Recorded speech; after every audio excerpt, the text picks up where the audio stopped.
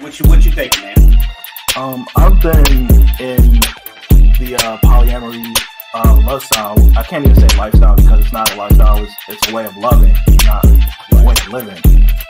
I've been polyamorous for about 10 years now. Okay. And the mindset for me is mentally, I think I've been polyamorous longer than actually practicing it because I've always felt that this like monogamy just doesn't fit for me. Right. I don't understand why I have to only love one person or why I can only show affection for one person. Where is this written? Why do I have to go along with what the societal standard supposedly is? Right. And then the problem comes when you love somebody too much. When you let yourself love somebody too much, and they don't love you the same. It's not even matter whether they love you back or not. They can love you back, but it's still unhealthy to love somebody that much. Well, which I understand that ideology of that. Well, I can't have. I might as well. I've been there. I know that. But at the same time, you have to realize, what your culpability is in a relationship going, however it went. You start thinking about, well, damn, I did this. So, you can love somebody too much. And then, see, this complicates things for us men because we already have a hard time forming those emotional attachments. You already told them, don't do that. The missing link to that goes back to a time before we even thought, why doesn't my father is that a protection for me? Right. Or is that the way he was raised? Or maybe somebody hugged him one day, a man hugged him. I'm not saying this is what happened, but I'm just saying we got but there are things that could have happened that absolutely that caused him to be the way he is. Made him feel weird, needed. Right. So the things that we think are sometimes a rejection or a lack may have been a protection. And most of the time they are like absolutely. But if we don't understand that, all we know is a rejection. You see, like what I understand with my father, men were going to jail, killing each other, and then now we got bisexual, then we got gays, now we got transgender. So with all of that going on, the purpose of that was removing the black man, the black male from the household. Okay? So with him not being in the household, she's getting the welfare, or she's out there in the workforce, forced to take care of herself, and if she have children, to take care of the children alone. Whether he's in jail, whether he's dead, whether he's bisexual, whether he's gay, whatever. The black male was removed from the home, and black woman was forced to provide for the children, for herself. You're missing one other thing that removes the black male from the home. That's white women. Because after a while, it was run on black men, white women. Yeah, white women.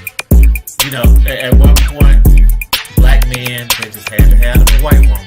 No matter what their social economical status was, white women was the way to go.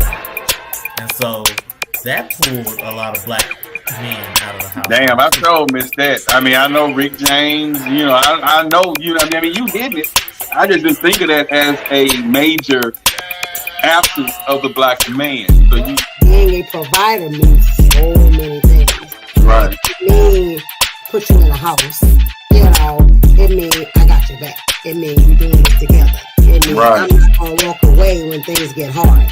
That's providing, right?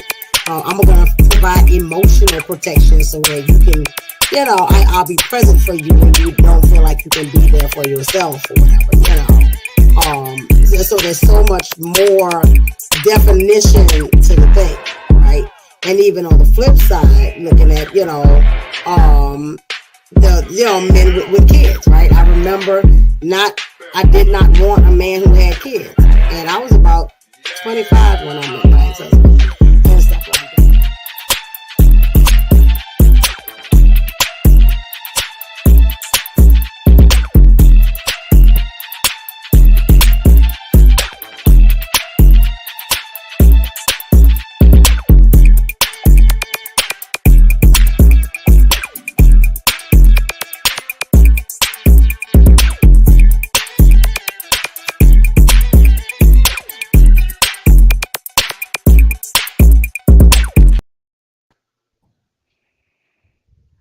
What it do? What's happening? What's going on with you this evening? You got it. You got it. What's the Yeah, Another word? episode. Speak yeah. on it podcast 2K24 Summer yeah. Edition. I got Let me let, Jordan. I got let me let you know Austin. this. Let me let you know this off the rip. I'm in the car with my son for a minute, so he 19. So you proceed as usual till I can get in the house. All right, because I'm finna curse and act a goddamn. No, I'm just Oh, kidding. But no, please do, please. He used to me. He used to this. He all right. He grown. Hey, we are Christians around here. We don't curse. right. My please. Y'all should have heard me talking to him earlier. I listened to your message earlier. You getting deep. You getting deep. I'm gonna start. Right. I'm gonna start doing about 2-3 minute sessions talking to these fellas too. Yeah, cause We got it. We got it. what brought that to mind was watching a show one time, and Austin made a good point in the opening about the absence of the black men, and a Right. lot of it is now is that black men are choosing not to form those kind of relationships where they would be present in the home, or where they would not have their own place and have a more separate relationship nowadays. Yeah. I've been noticing that lately. One or two people saying that they marry and live separately and all that stuff. I ain't gonna do that. No, I ain't talking about getting married, live. I ain't talking about that, but I'm just saying, keeping things casual and not just having those more engrossed relationships. I think a lot of guys, I hear this from a lot of young guys in my mentorship and advocacy work, is like they just choosing not to do that. I'm sitting next to one right now that's 19 and saying he's not gonna do that. That's a smart man. Yeah, he's just saying I'm not finna get in deep with a woman where he get his emotions involved or his finances involved. He said, I guess his attitude is, she can have her place, he have his place. They meet up somewhere in the middle and just keep it at that.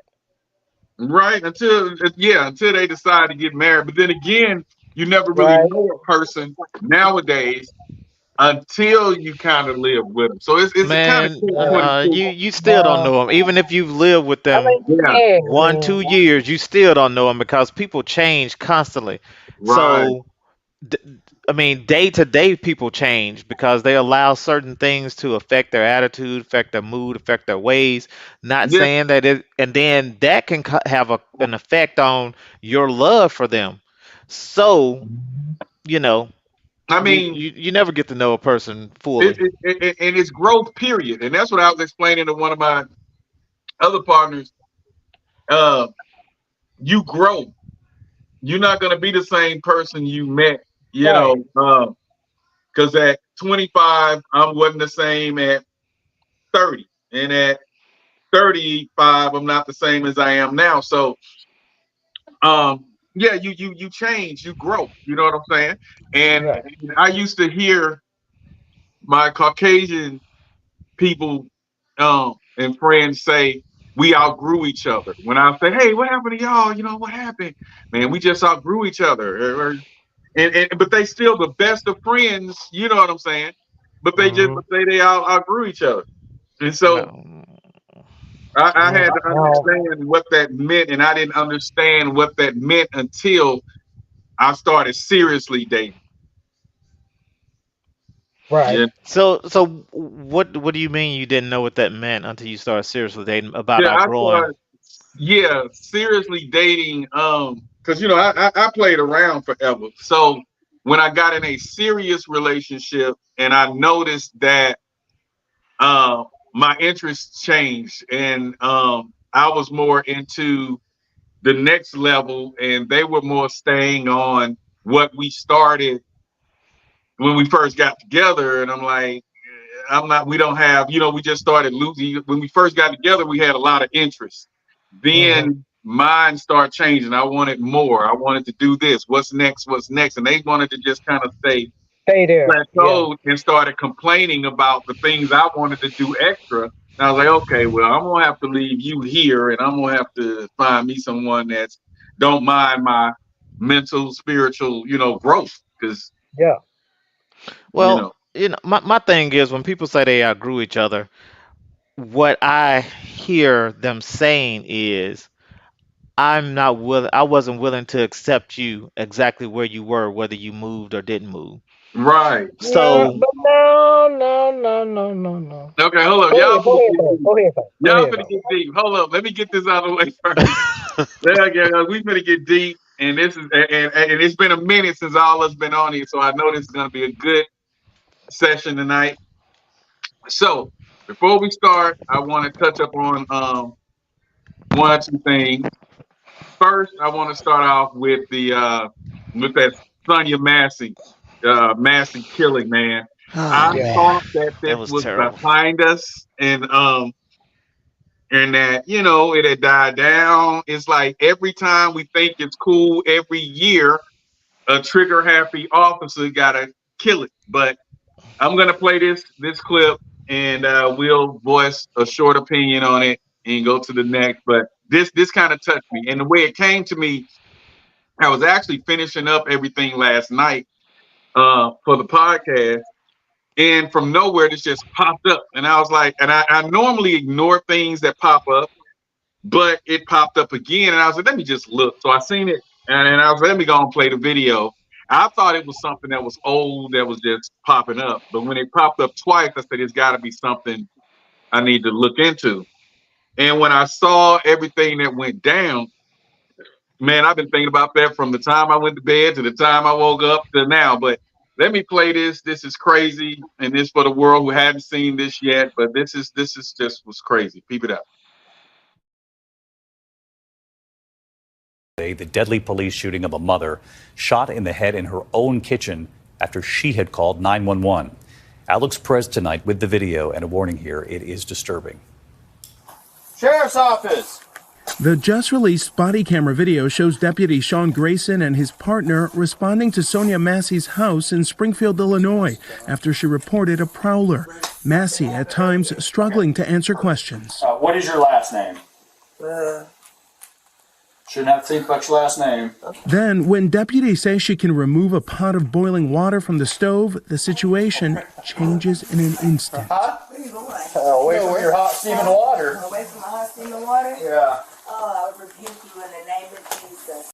I rebuke you in the name of Jesus. You better not. I swear to God, I'll shoot you right in your face. Okay, I'm sorry. Drop the pot. Drop the pot. Drop the 18 shots fired. shots fired. Shots fired. Grayson, who did not turn on his body cam until after shooting Massey, explaining the situation to responding officers who ask, "Where's the gun?" House is cleared. She was the only one. Where's the gun? No, she had boiling water and came at me with boiling water. You shot her? Yeah. She said she was going to rebuke me in the name of Jesus and came out with boiling water. Grayson charged with murder.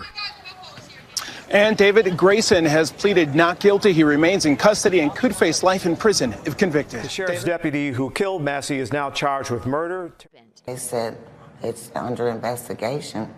And then they said that they told the doctor, the hospital, that she committed suicide first. And then they changed it. They kept changing call their me and story. tell me they didn't. Yeah, they just kept because they told her that, but they called me. The hospital told me that someone just shot her, so they just telling everybody different stories. We're gonna get justice for sure. I know. We are for sure.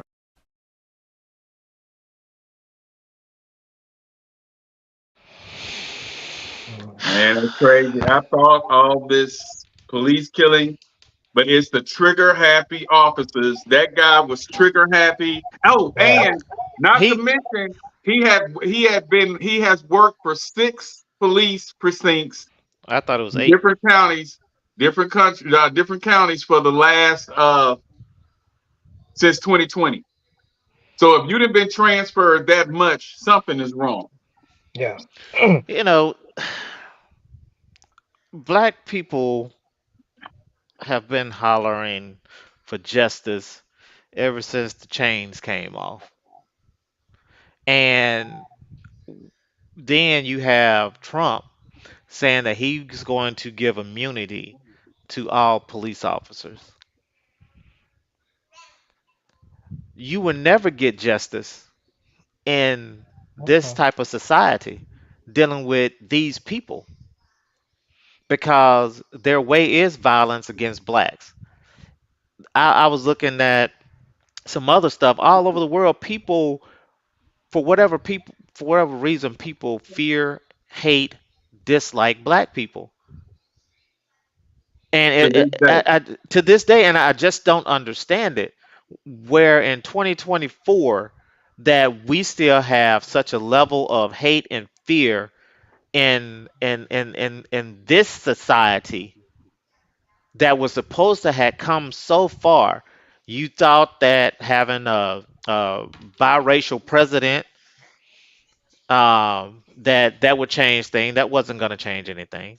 Now you have a biracial vice president running for the presidency. That's not going to change anything. It's not going to change because people keep breeding fear and hatred for black people, and even black people hate black people. So what we need to do, take justice in our own hands, fear of a black planet?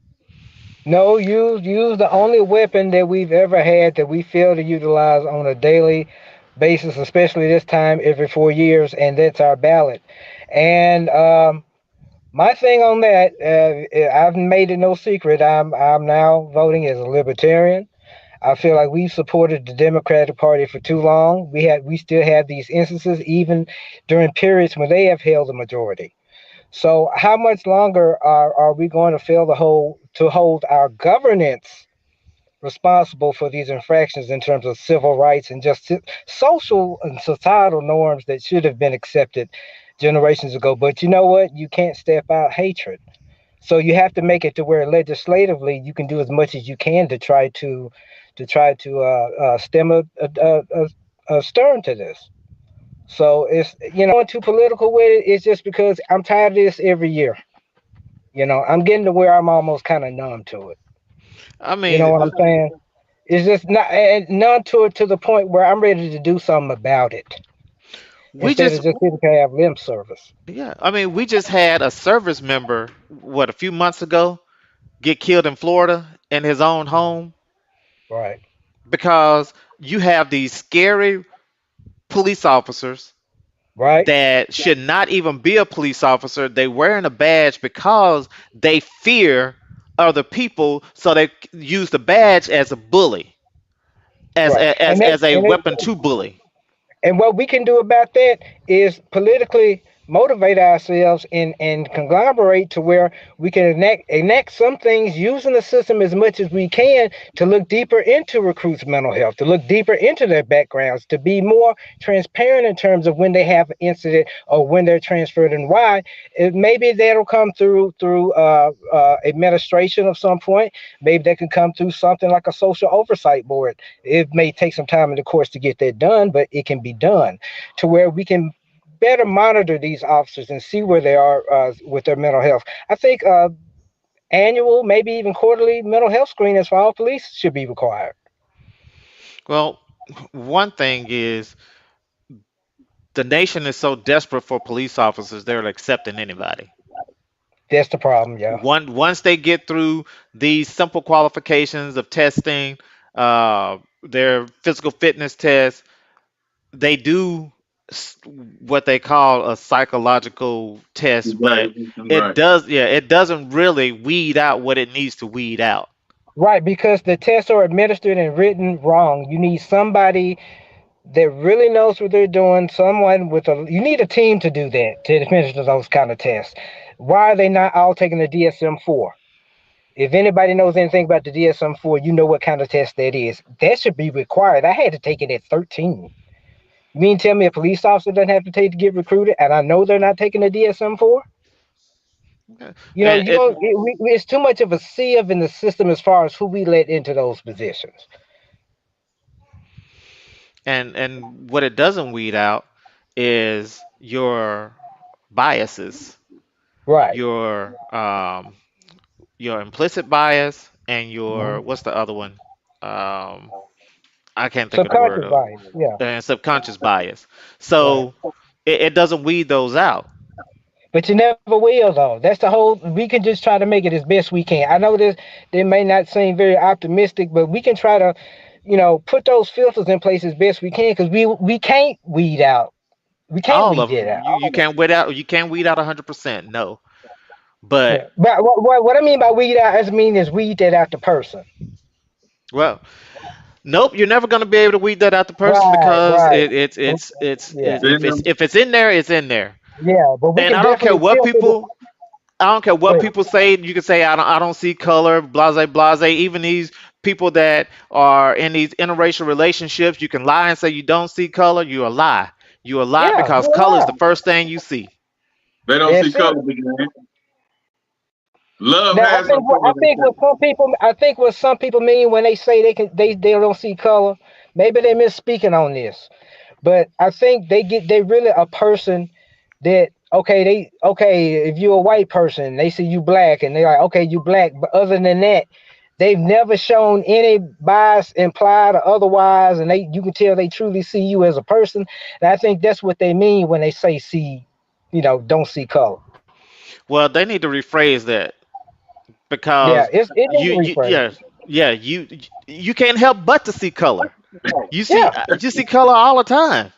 So right. there's nothing wrong with saying, yes, I see you are a black man or a black woman or a white man or a white woman or brown or whatever it may be. It's okay. But say I don't have a a prejudice towards your race.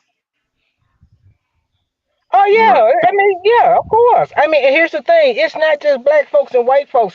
The Chinese don't like the Japanese. The Japanese don't like the Koreans. I've got friends that been over there and said it's the same stuff as over here. Now, even and if people want to say, well, they never suffered anything, a massacre.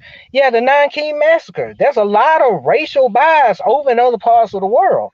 So There we is. are just the ones that have not recovered from it economically and socio-economically though. And I mean, even if you look over in what land am I trying to talk about? In the Middle East, you have Right. Muslim and Christians that are still fighting. They have been fighting for years and years and years, and that's some of the most violent wars that there is that's And still they don't. And you know ongoing. what? They You don't fix understand it. you understand the psychology of why they're so violent and why that'll never end because they're fighting a holy war. See, America will never be in another sustained war again because we fight a war over money. They fight a holy war. You ain't never gonna beat that. Yeah, Well, so why and you dealing with Israel? But I'm getting off topic. yeah, that took somewhere else, but Right. yeah, Yeah. It's, Well, I it's guess. crazy. Yeah. I just hate that it happened like that. Then he tried to cover it up, man. Right. they It always was try to just, cover it up. man, it was. But you just think of the people, just like I cannot remember that senator's name. He's a Republican, talking about um, Kamala and the director for I don't the know who you Secret talking about. Service were DEI hires. Mhm. So what he's trying to say is these people don't belong in these type of positions.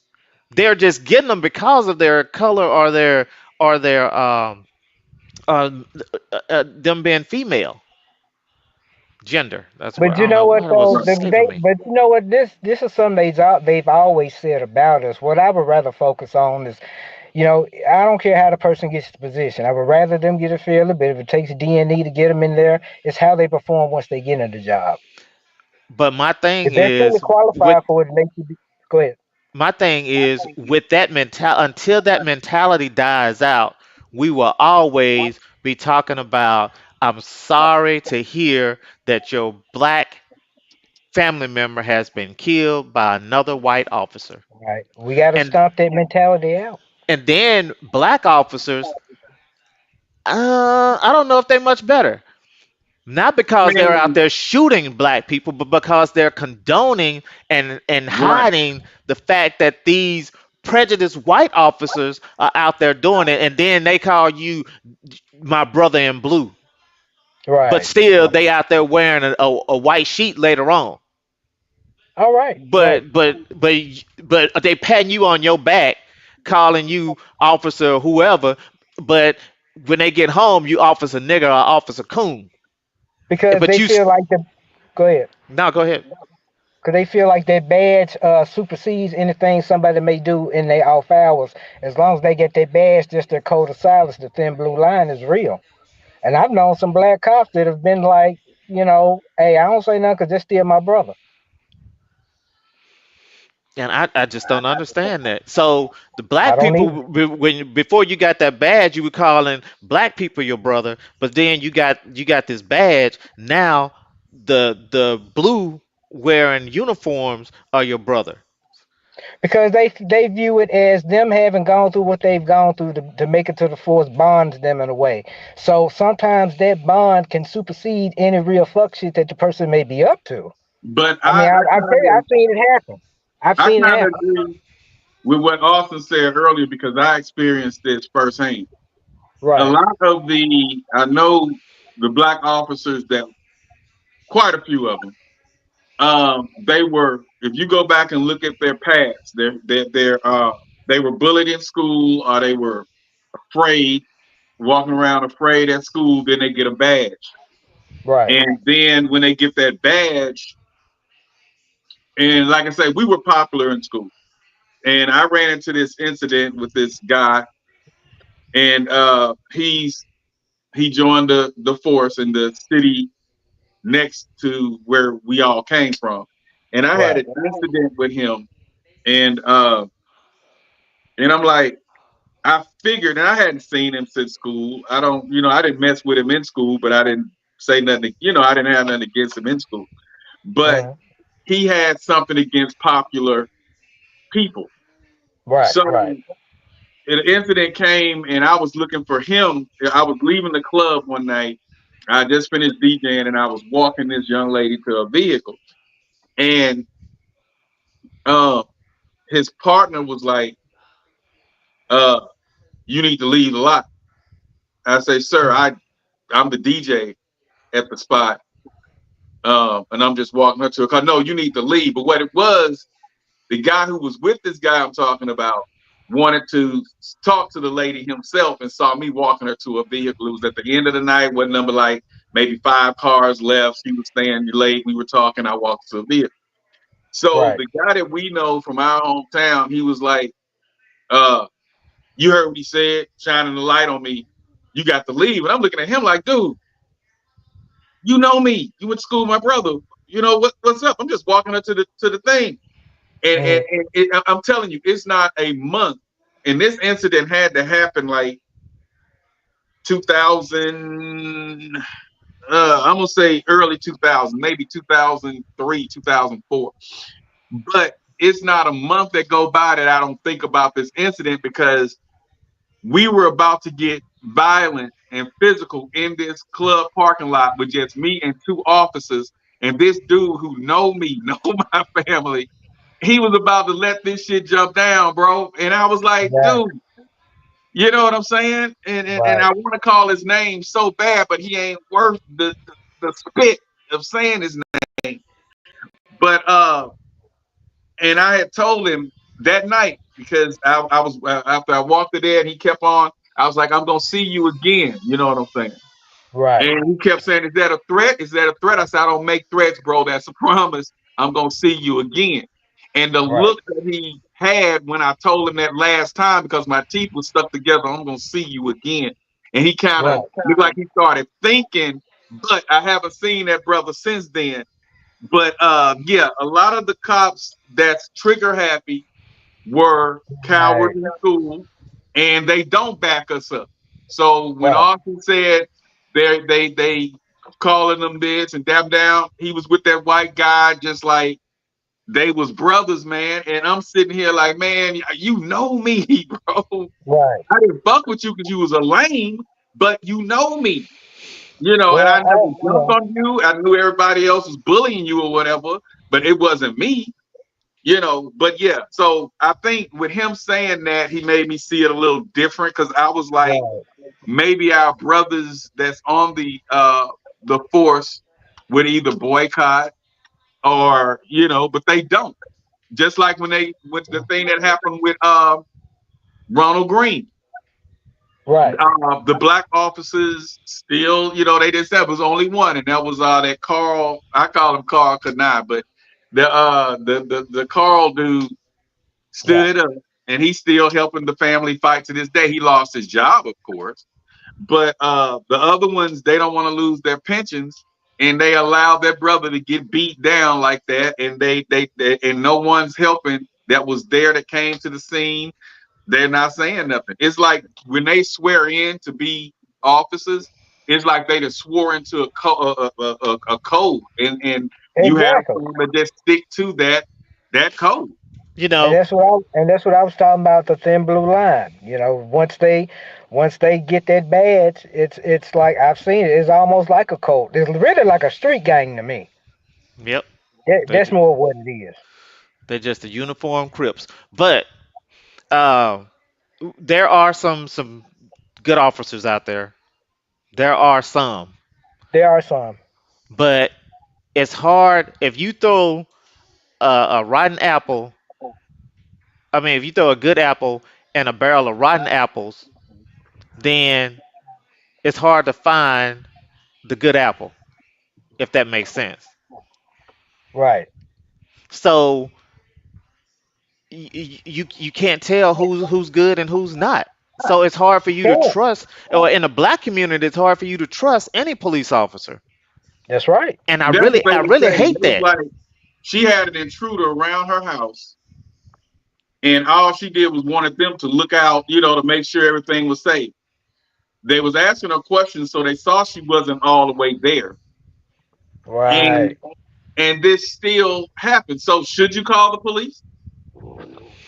You know, because it's making me question, should we even call them? Nope. Not in a lot of instances, no. So when that 9 started ringing around here, waking up the neighborhood, I don't want to hear nothing. You know, man.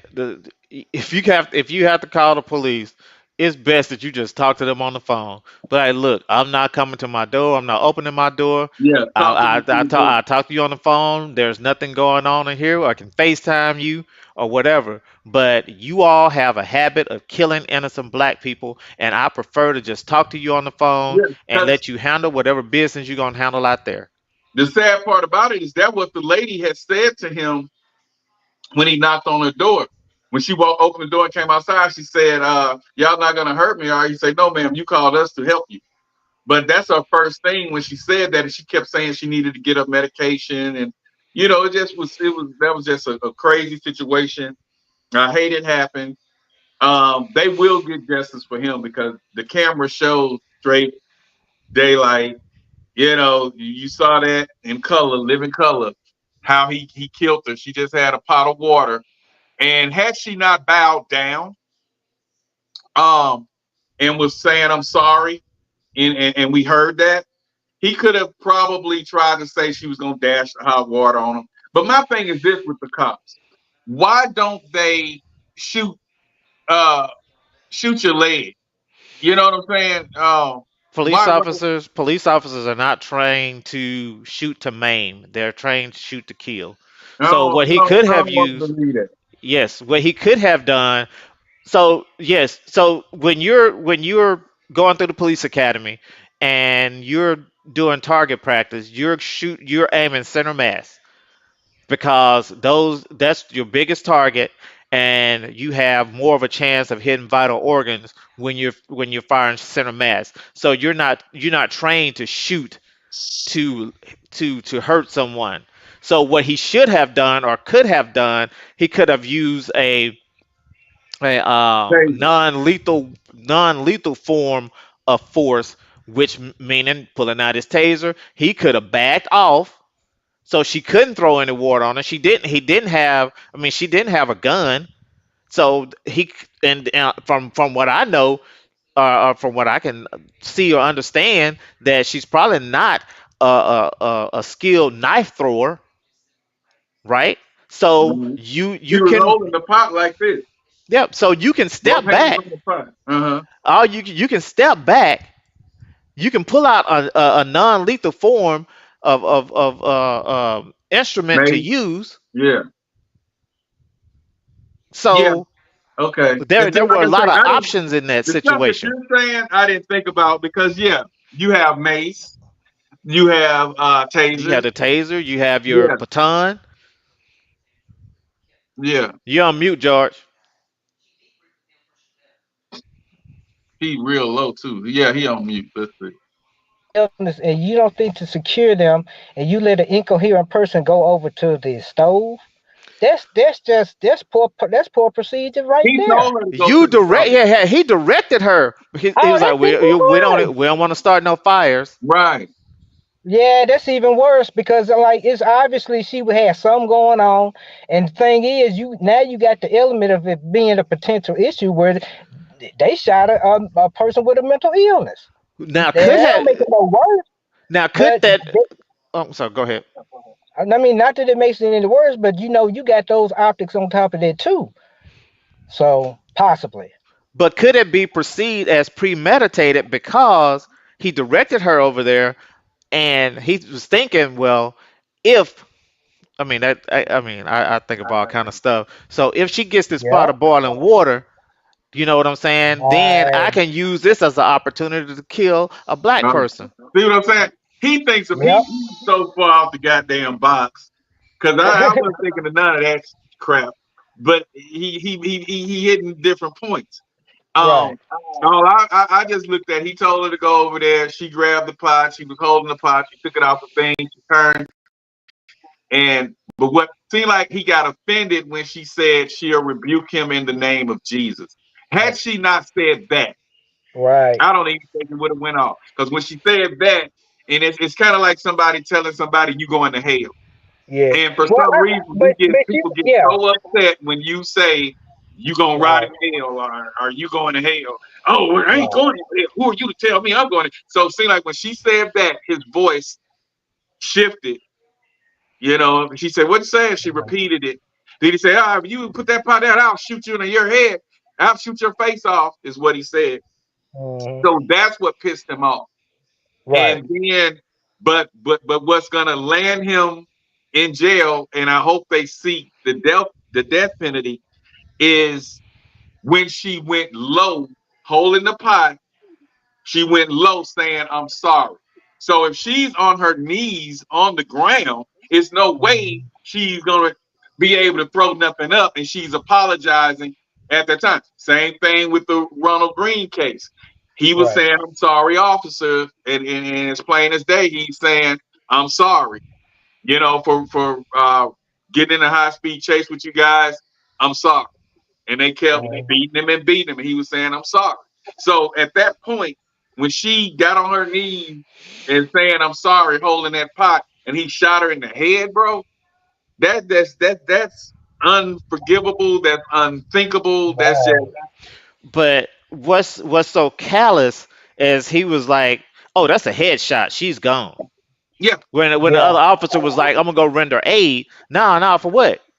You know, I'm paraphrasing, but no, for what? That was a headshot. She's he said, gone. "Well, you can go ahead and get it, but that's a Yeah. headshot. There's nothing we can do." Then when the other officers came, the night crewman and all that, the people who was over them at the night, he say, "So you shot her?" Yeah. She came at me with some water. And the other ones just walked out. They didn't say nothing. They just walked out. Yeah, they tried to get their story together. They had to get their story together. That's what And happened. then he looked at one of them, and the other one said, "Yeah, mine is on." So he caught it off. And you know, that's that, man. It was just damn. See, but I see stuff like this. You know what? But we see stuff like this in Memphis all the time out of the police there. You know, we see stuff like this a lot. What about in Memphis? Okay, I could believe that. You know, that's where I'm from. So, you know, it's just like the saddest thing is that the officer that shot the young lady is not going to get the thorough investigation that he should have gotten before he even got on the force in the first place. Because, see, watch what's going to come out about his past. Oh, yeah. I mean, you done been to 6 precincts since 2020? Right. Come on, man. Something ain't right with you. Yeah. See, why couldn't we delve into his background this deep before he became a cop, before we allowed him to be a cop? And those persons that hired him should have some accountability also, because you Right. saw his record going from department to department to department. These weren't Right. promotions. These were him leaving departments, going to get other jobs. So there had to be some type of reprimand that was in place for him to keep moving around. And see, now watch, all this finna come out now, and all this glory. But see, Yeah, where next was week is it? gonna be so much on this dude. Yeah, where And was the check and balance to catch him? Where was the check and balance to catch him? That's a but procedural issue. That's a protocol issue with the police. he is playing his day, and I feel like this is gonna be a quick kind of justice thing. I don't Right. think, again. I think in Illinois they have a black black mayor. So I feel like this one they'll get justice, but justice doesn't bring the person back. And But justice does not stop the one of these that happened in Seattle, and the one that happened in San Diego, and the one that happened in Baton Rouge that we don't hear about every day. Yep. yeah, and the one that happened in Farmerville, but we made that one go Right. public. R.I.P. Ronald Green and the family. I had them on here last year, and Yeah. I've been in contact with them. They got a lot of stuff going on.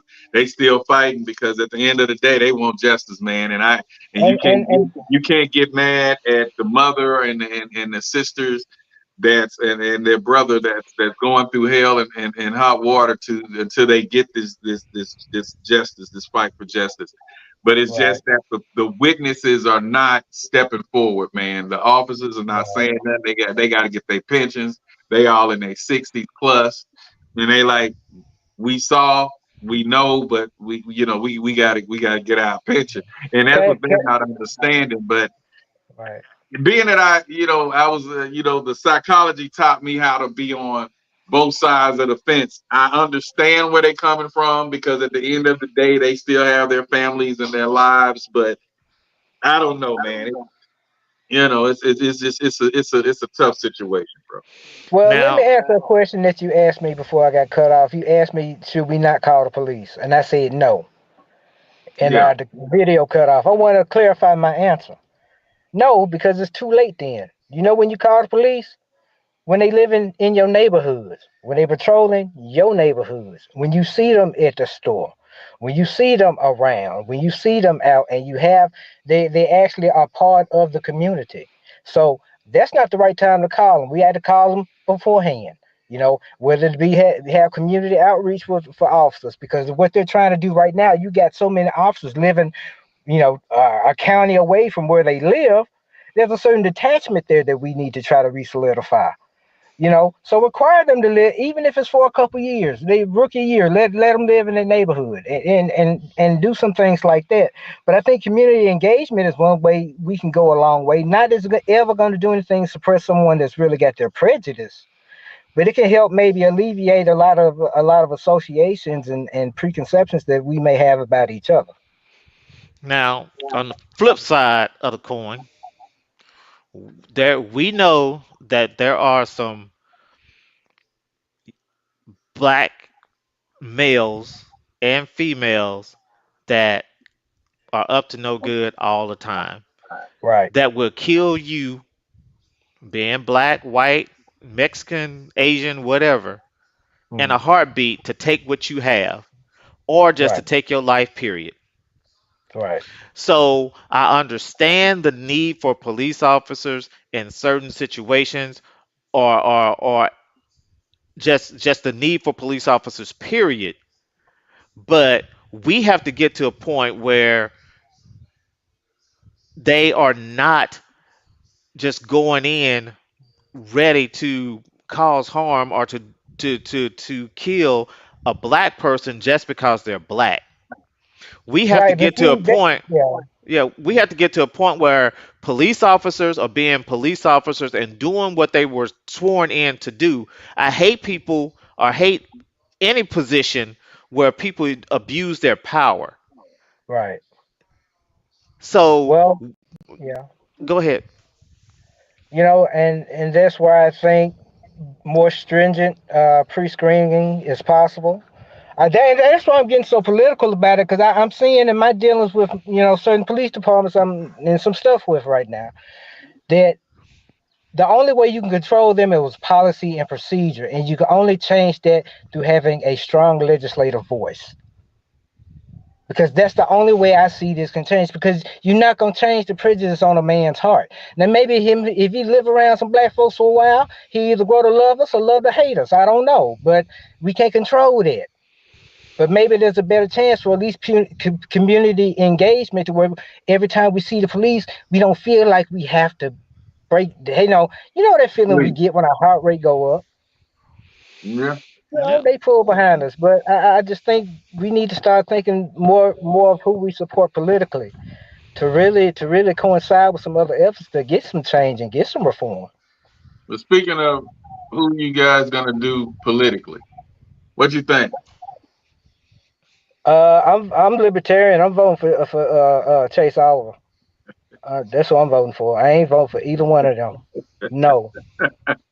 Y'all can say my vote is wasted. No, the only wasted vote is one that is not cast. So this may take a couple generations, but I stand on principle, not on who's popular, gentlemen. Well, my thing is, I don't go with either party. I'm not with either party.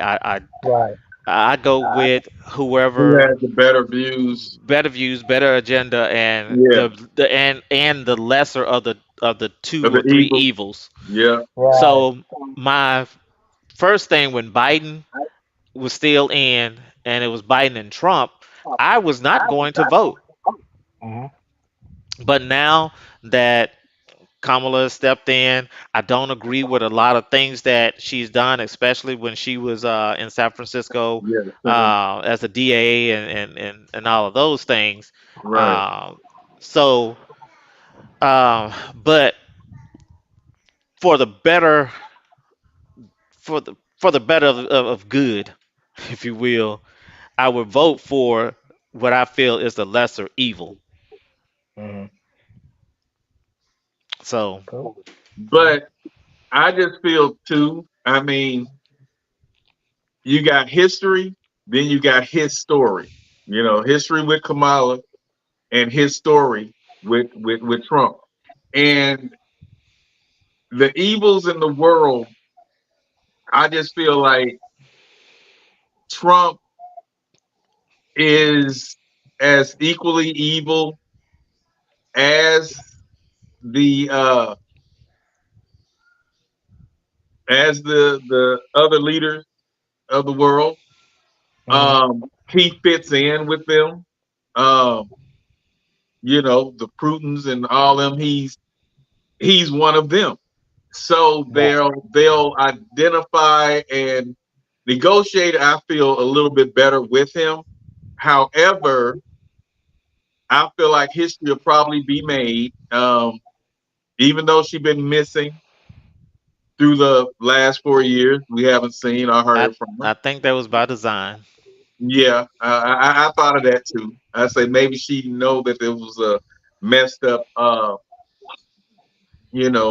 so she decided to, kind of lay low, stay out of the limelight.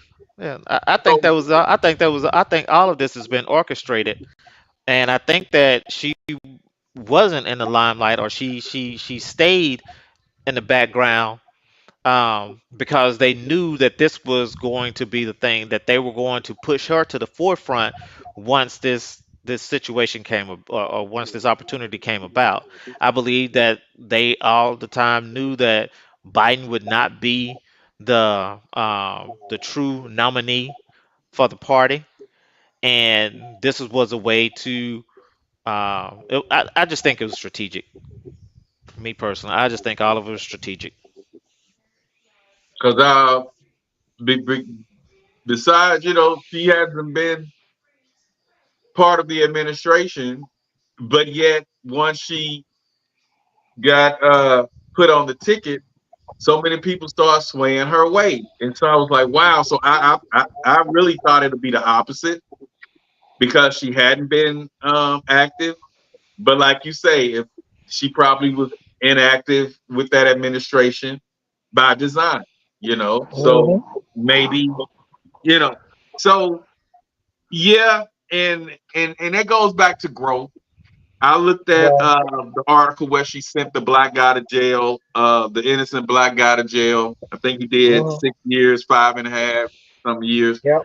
and he got out, got 13.5, I think, $1 million, but he can't get those 6 years, 5 and some years he lost. I also feel like I feel like people can grow, so I'm kind of mixed because you know from taking different jobs that what you did coming on in that department, you were different leaving that department, or 3 or 4 years in that department, you would do things totally different. So, yeah, I was mixed because at first, out of Biden and Biden and Trump, I was more of a Trump kind of person because I feel like he can battle. You know, I want to put somebody up there who can battle the enemies, battle the foreign policies and things. But yeah, you know, I don't know. And then his latest thing with the shooting, and I want to see the doctor report. I'm not buying that. He gets up with his fist up.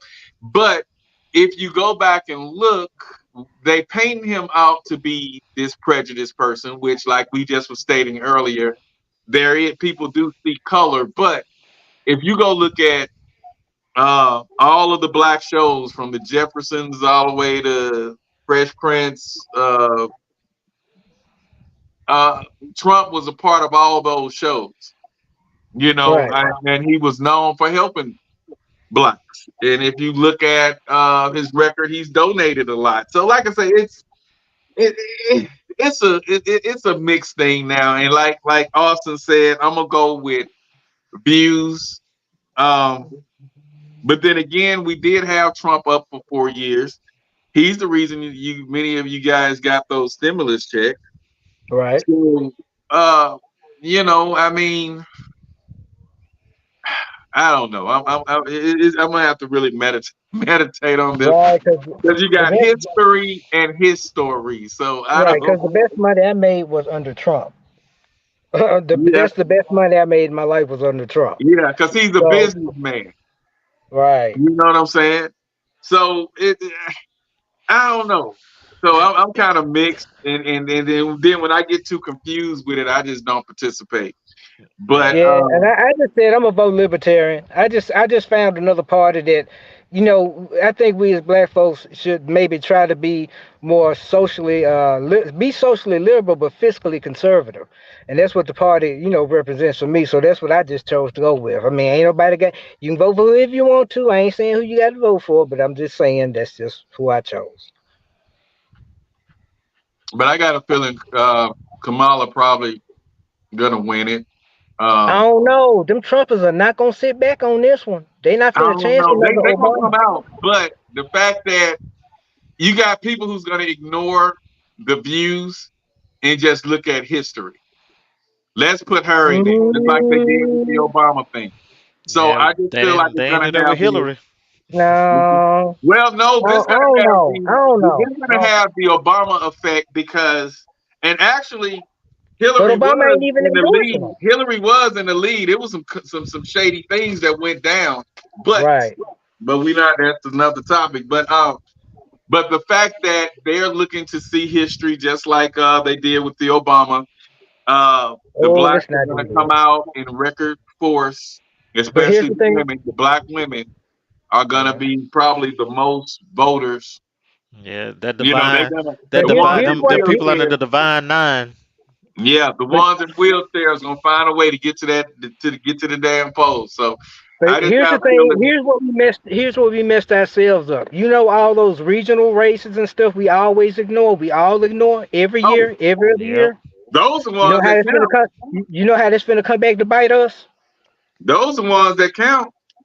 Exactly. But And what this how got it's me gonna come back. too, I Right. wanted to Because see Abrams make it because she has great views, and I guess she just decided to leave this one alone.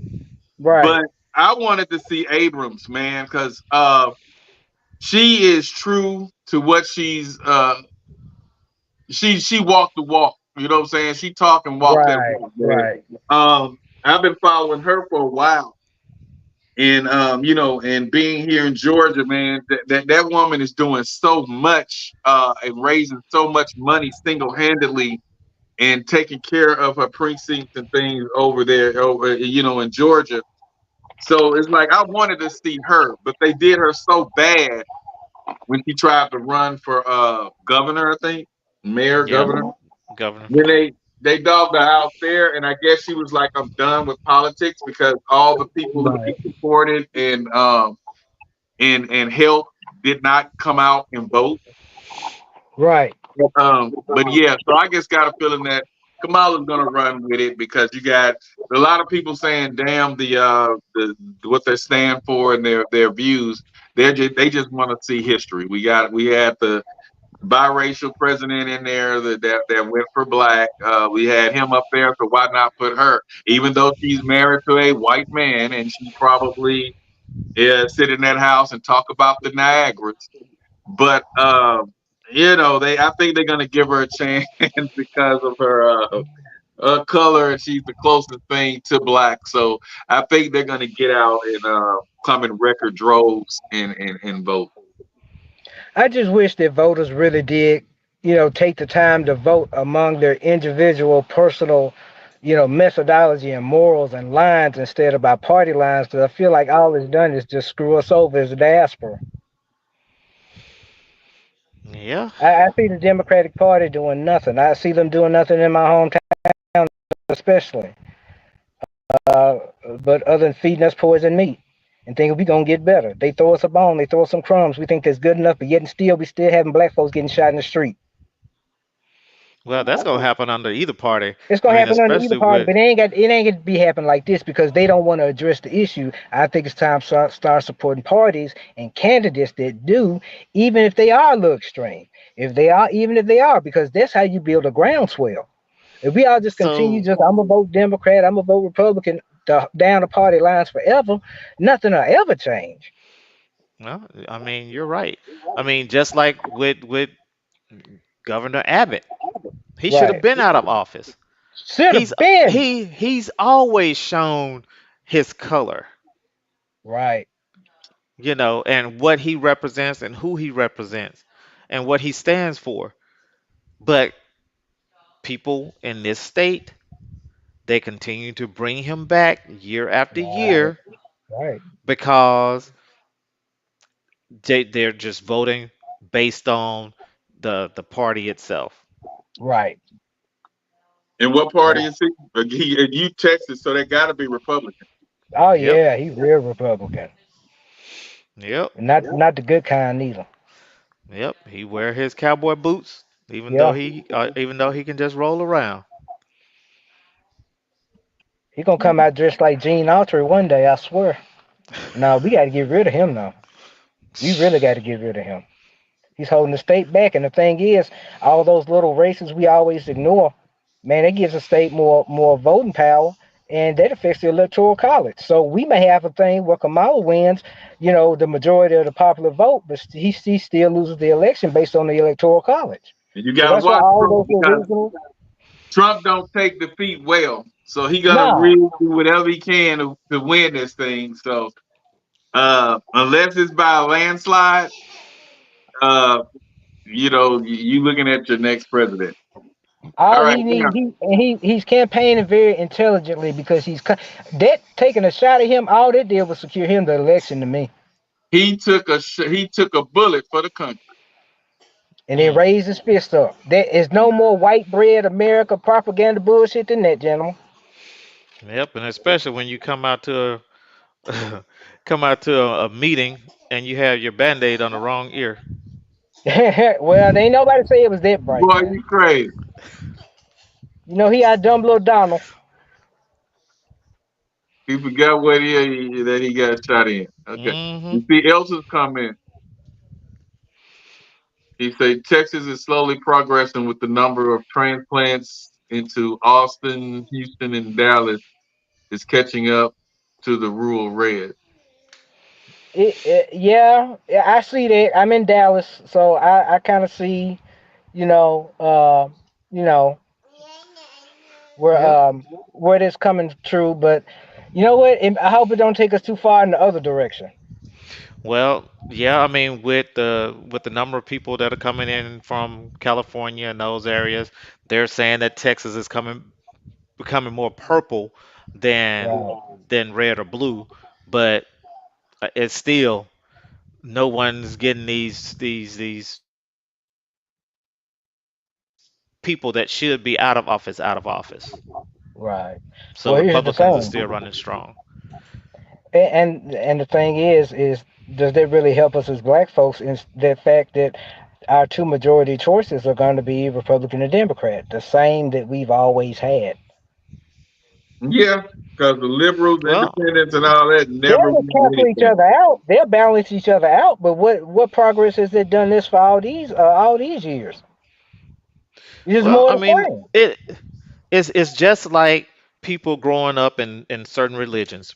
People are Baptist because their mama and grandmama and auntie was Baptist, or whatever other religion, or not religion, but what Pentecostal. other, yeah, what other denomination is the word that I was looking for. Whatever denomination their family ran with, so they might not even believe in all of that, or haven't even taken the time to study What's the what, difference in them? yeah, Right. what the denomination stands for, Right. you know. Well, But well, because they've always been this way, then they're always gonna do it this way.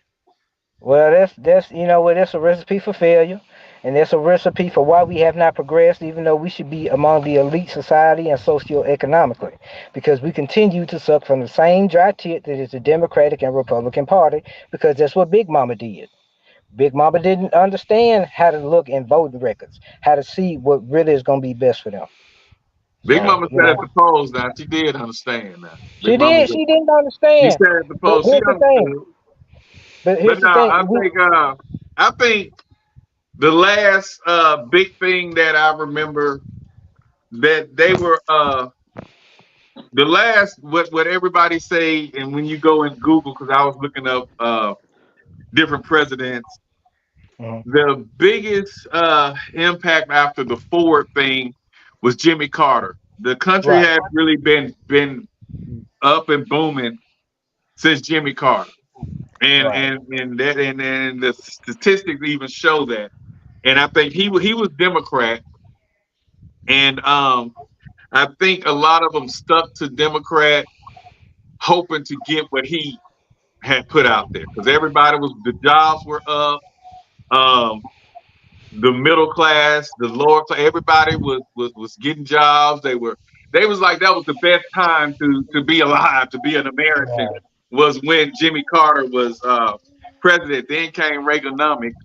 And then that's when you start hearing about the inflations and all that stuff. Then it kind of just went downhill after that. I think the Bushes came in shortly after that. And so, yeah, it's been politically, it's been a roller coaster ride the last 20, 30 years.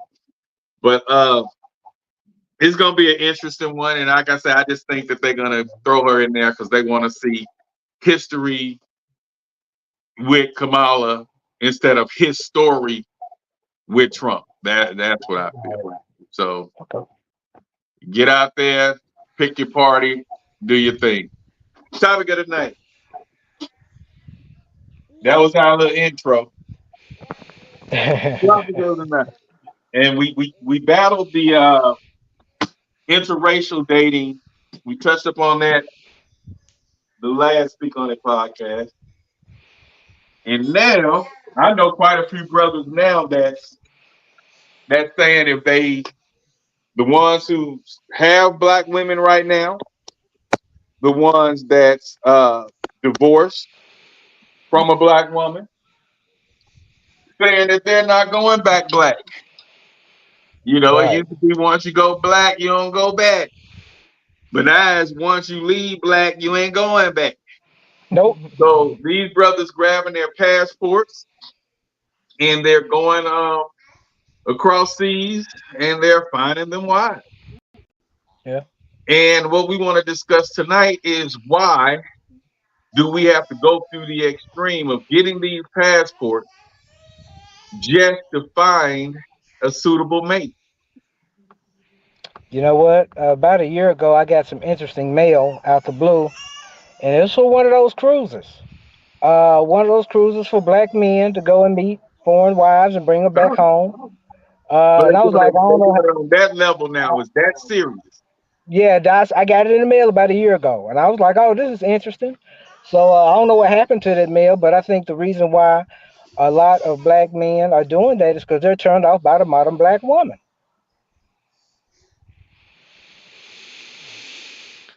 Well, I think that a lot of black men don't see the value in the American black woman anymore because of the materialistic ways that have been put into society as to um, what a person has to have to be with them, Hmm. and then some of their laissez-faire attitudes about, you take care of me Right. and I don't have to do anything. I don't have to respect you. I don't have to uh, be. I'm gonna use that word that I really don't like, submissive. Um, I don't have to do these things, but you are a man and you're supposed to take care of me and you have to make X number of dollars and you have to buy me this and you have to buy me that. You have to buy me all of this exotic hair. You have to help me get But some fake boobs where did and that fake come butt. from? It's Because mama didn't talk like that. well, As George like to say, Big Mama didn't talk like that. Where did this come from? And that's why I blame social media. But it had to be Right. something no, before the social media. it was prior to social media. It Yeah, was that's why I say it all had to be these something. it was all these all the television shows that started coming out, um, that started um, glorifying materialistic values. Right. So Right. I mean, you have these housewives of Atlanta and the housewives of this and the housewives of that, and they don't do anything to uplift any type of black unity, black spirit, black whatever. They show these women that have supposedly have money, and they all they do is fight and they don't have any type of show any type of Integrity. cohesion with each other, any integrity, and all you're doing is perpetuating the stereotype of black women. But people find this is entertaining, and And then they still try to pattern themselves after these women, and instead of seeing what it is, which is a reality show, Yeah. a reality show that is scripted. Right. yeah, The they reality thinking shows are not real. that's real. And then I think this is hold on. This is what I only want you for the money and the clout and for the bills. That's it. If you ain't getting my hair done, if you ain't getting my nails done, if you ain't doing nothing for me, then I don't need you here. It's not 50-50. It's not 80-20. It's 100% to 0. It's one side. Look. That's why American relationships are failures. That's why American women, on a global context, are the worst for relationships, long-term period. That's why the divorce rate is the highest in the world here, and that's why, on the desirability level, American women are at the bottom of the global barrel. This is all statistically documented from men, because at the end of the day, the ones who decide if a woman is valuable for a relationship is men.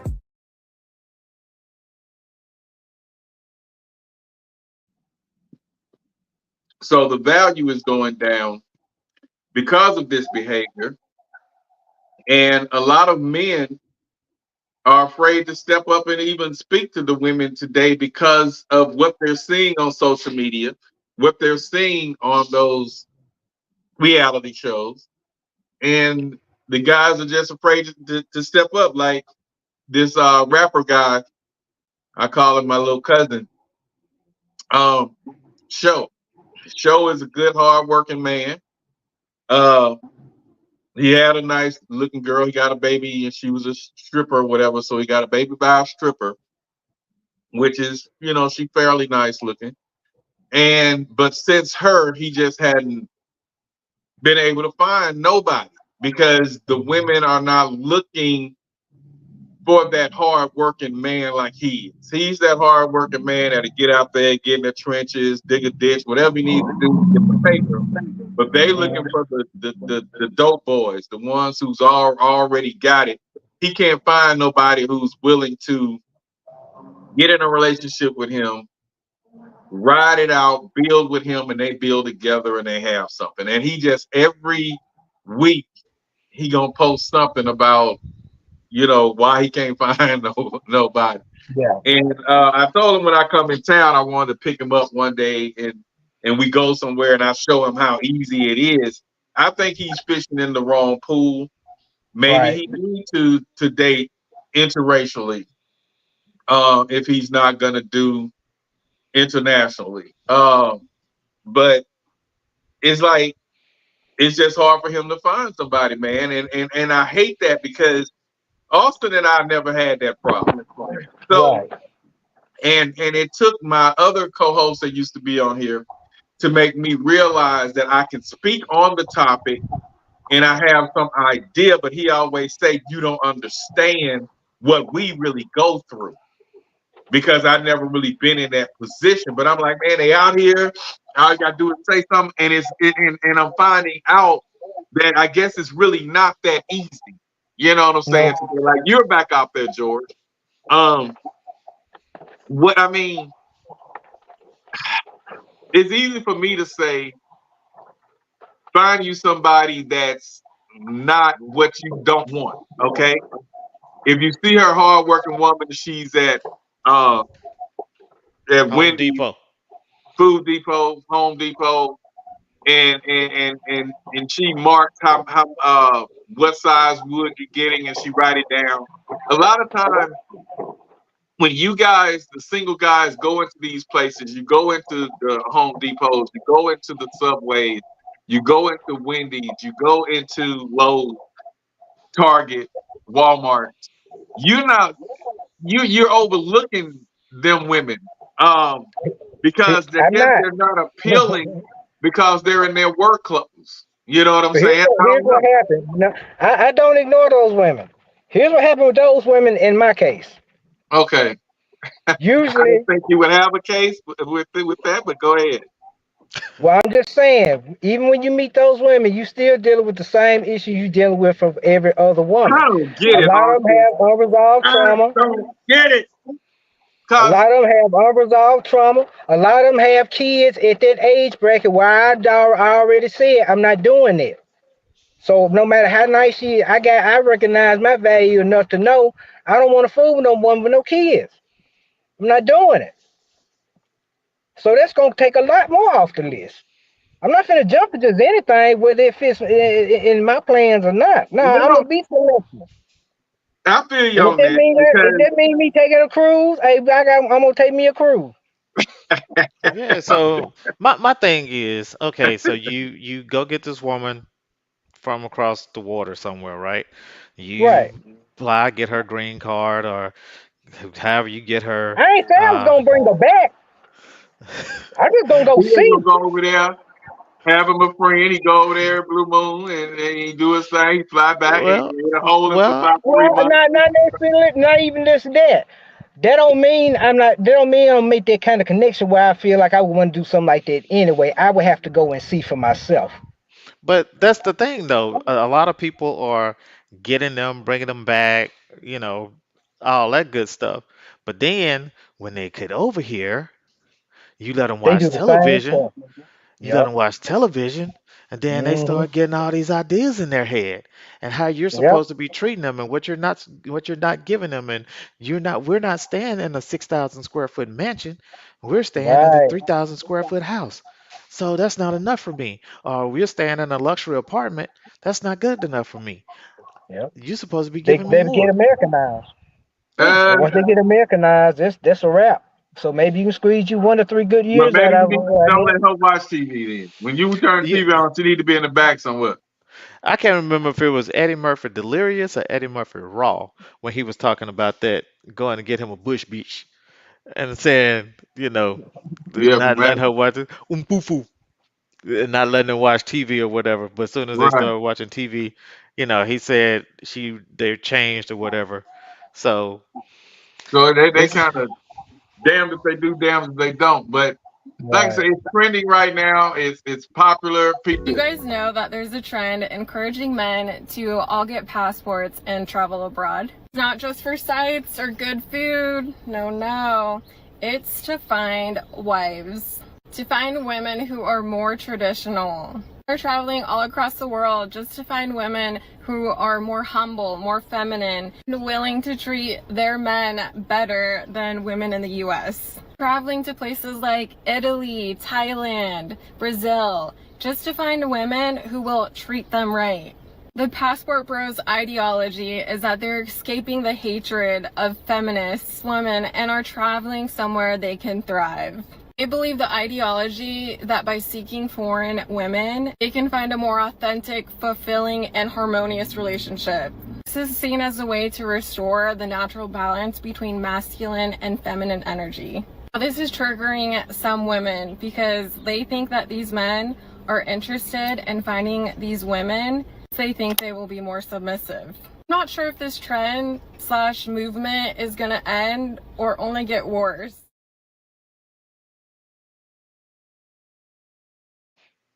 Well, I don't think it's a matter. I don't think it's a matter of them wanting a more submissive woman. I think it's really a matter of them just wanting something different than what they looking at every day because it all looks the same out here. No, I think it's more of wanting respect because the black woman is really giving a lot of respect for the black man, and that's the number one priority in anybody I date and in my household. Number one priority is respect. That's it.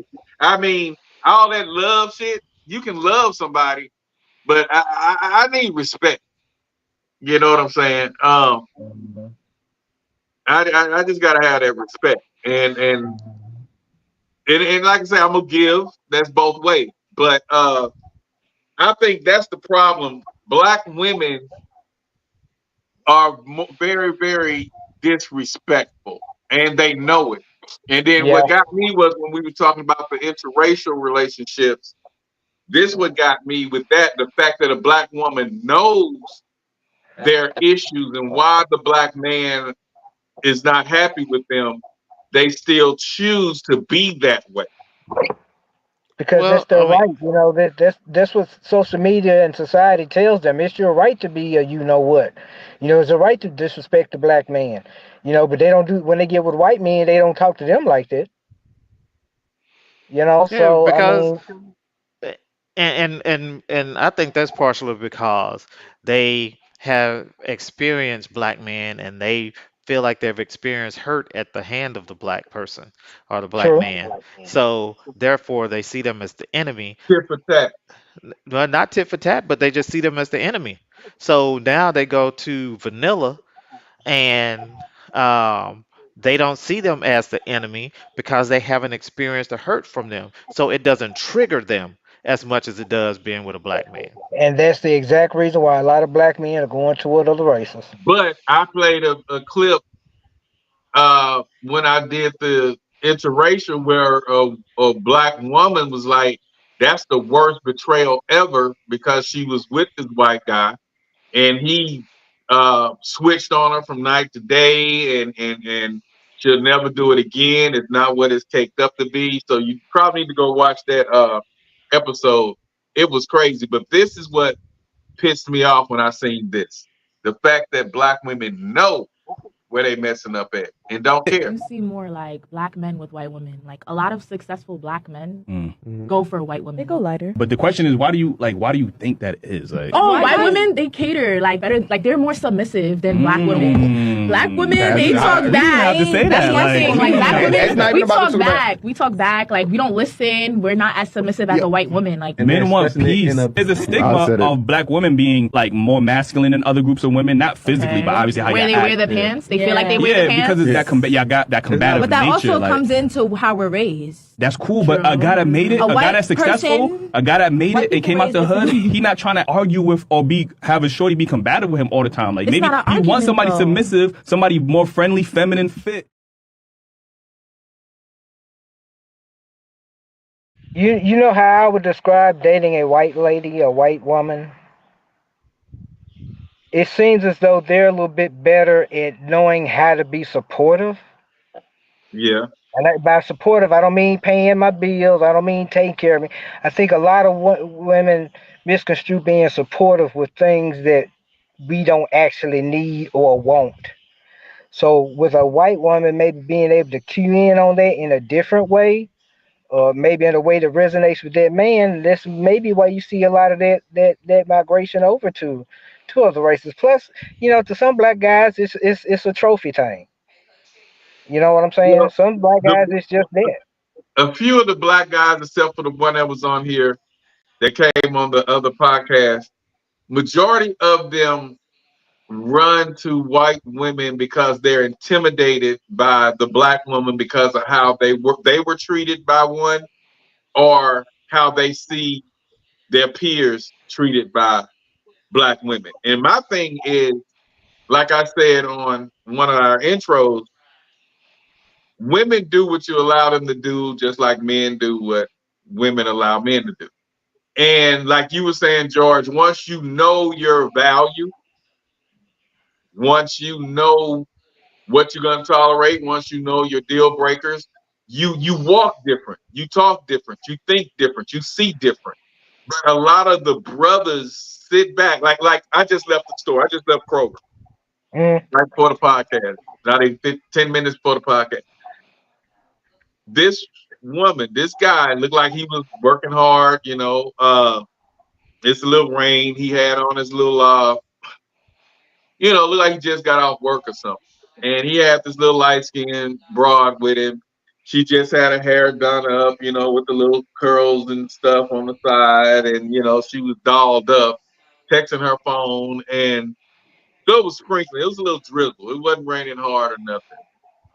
So, he goes to get they pushing the buggy outside, and I guess he's not used to doing the shivery thing, because he was like ready to go to the car because it was just a little light drizzle.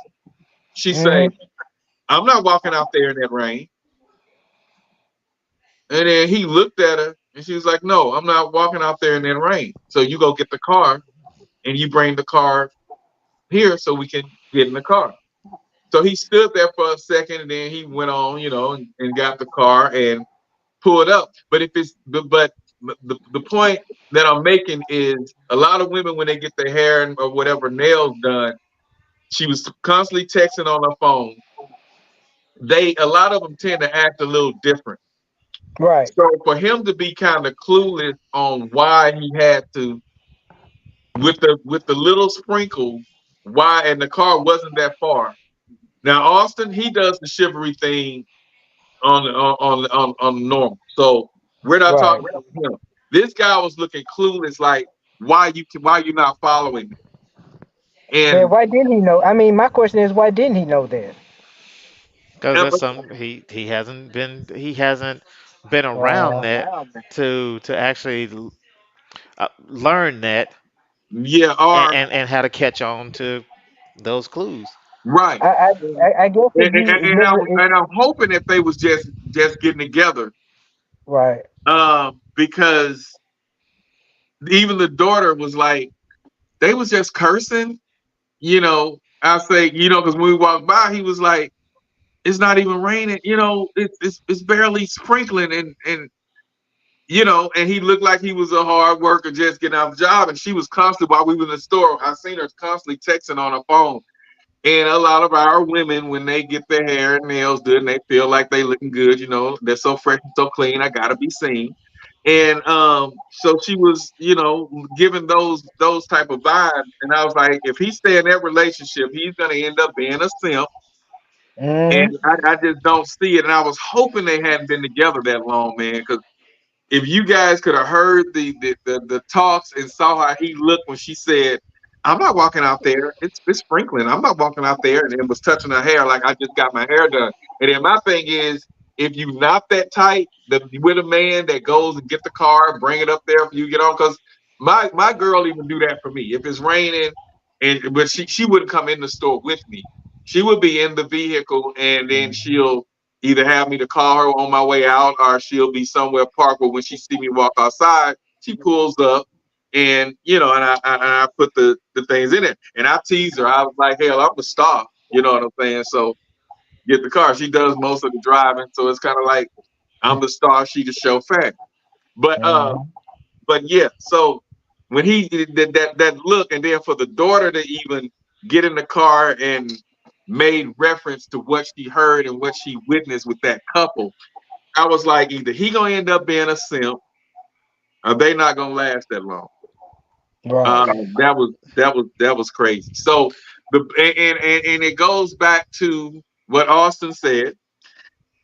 I say social media because that's my biggest thing. But like he said, even the ones who claim they're not on social media that much, they're still getting it from the reality shows that they're putting in our community, and that stuff is scripted and they don't know it. Just like the rappers, Cardi B, tell somebody to she'll put this on them, leave your man, go sleep with this person, that person, but then she running behind her man. You get what I'm saying? So it's like they're planting those seeds, and Gen Z is soaking all this up and coming out. You know what I'm saying? And part of Gen Y doing that shit too. They're getting brainwashed by social media and television shows, reality shows. And it don't make no sense to me, but I think that's why we're losing. That's why the relationships are down. That's why the men are not marrying. That's why the black marriages are down. All right. And it's in the music. It's in the movies and the music too. Well, you know what? You really don't have to go. You don't have to get your passport. You don't have to go overseas to find a good, humble woman. There's a nice population of homeless females. Get them some shoes and some teeth, and now you got a point. You got one for life. You didn't think about the homeless, George. Oh, now, hell no. That don't mean no. They just had a bad. Come on now. Come on now. Y'all just let me know what y'all really think of me. No, you just for that. I didn't say George. I'm gonna take a cruise one day watching. I wasn't directing that towards you, but I was just saying for people in general. You overlooking. I know what you're saying, but I know what you're saying. But I heard what the good women is what I'm saying. But that don't mean that's the woman you want, though. You can't just plug a woman into a mold and think she's gonna be what you want. Well, I mean, you got to date her a little bit. But see, it's still you can date her a little bit, and she still not be what you want. I mean, that's all a part of dating. That's what you're going to find out. Go to her shelter, and stuff. Set up. Yeah, I ain't trying to have no audience. Let me stop. Lord, but no, I'm just but George seemed like he finna be hell. This brother done learned his damn work, and he finna be hell out here. You finna be worse than the women. I'll never be worse than a woman. George and bought up all the condoms out of Target and Walmart. It ain't, but you know what though? It ain't. I'm just trying to meet a friend right now, something, but I can just have a regular conversation. You don't even go there. And that's what I'm looking for right there. That's where it really starts at. You find someone that you're compatible with, that you all can be just straight friends. Intellectually, right off the bat, just straight Man, friends right off the comparable with bat. none of them, no. All of them just, I need to take a cruise. I ain't finding nothing looking on my own playing field. I'm just not. Marriage material wife. 3 reasons why I think it's actually pretty great. For one, they're seeking traditional values. I think it's great that they want traditional feminine women to build a more authentic, harmonious relationship with. Traditional women value family over having the next best thing. And not only that, they don't leave when things get hard or question a man's character or judgment in the relationship. Women with traditional values understand that you come as a unit, you are one, and you tackle life together with respect, love, and honoring each other with full devotion. Number 2, they're taking action. They're doing something about it. They're not finding what they want out of a woman in a feminist world where they're entitled and treat men poorly.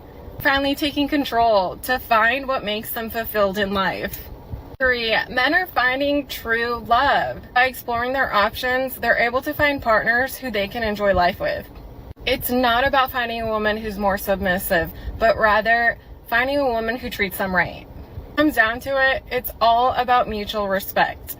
Now, you can absolutely find a woman in the US to marry that has traditional values and treats you right, but most men will tell you that that is not easy. They're seeking genuine, faithful women. They just want a partner that they can trust. The more I cover this topic, the whole Passport Bros movement, the more I understand why this movement is spreading like wildfire. And I almost have to respect these men because they're thriving, because they're taking charge of their own lives.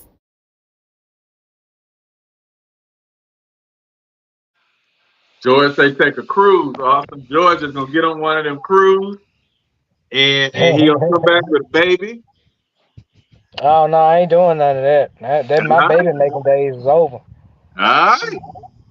No, I'm getting me a good easier said than done. But on the cool, George, on the cool, George,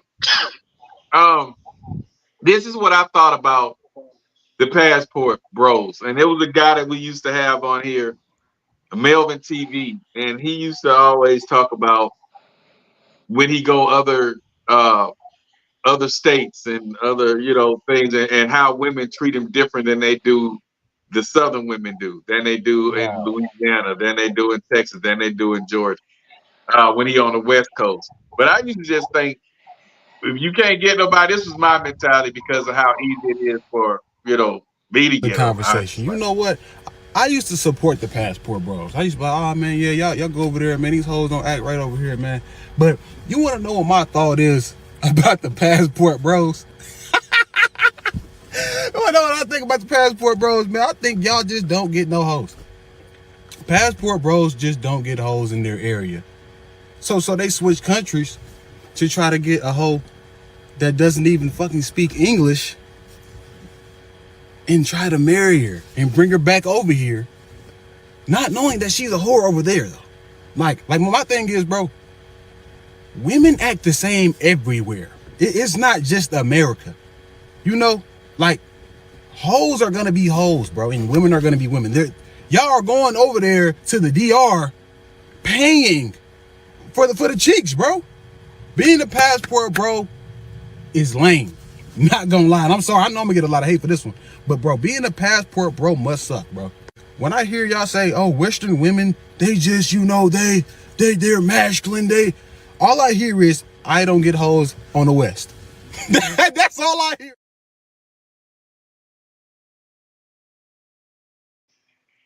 But that's what I used to think. But then I started studying the different traditions. Like when Austin, and I think this what really triggered tonight's topic. It was the proposals that he sent. Let me see. I want to say it is. Okay. This one. Keep this. For better. For worse. For work. For richer. For richer. For poor. For poorer. in sickness and in health, to love, cherish, and to obey. We didn't talk about that one in counseling. We did talk about that in counseling. Bullshit. A bullshit. A bullshit. A bullshit. I'll forever honor you, Miles, as the head of our home, and no other. There is no other, there is no one, no plans of hell will ever prosper in our marriage, and will ever hold me not to be a wife that is a Proverbs 31 woman. I will become that woman that builds the home as I follow you, as you follow Christ.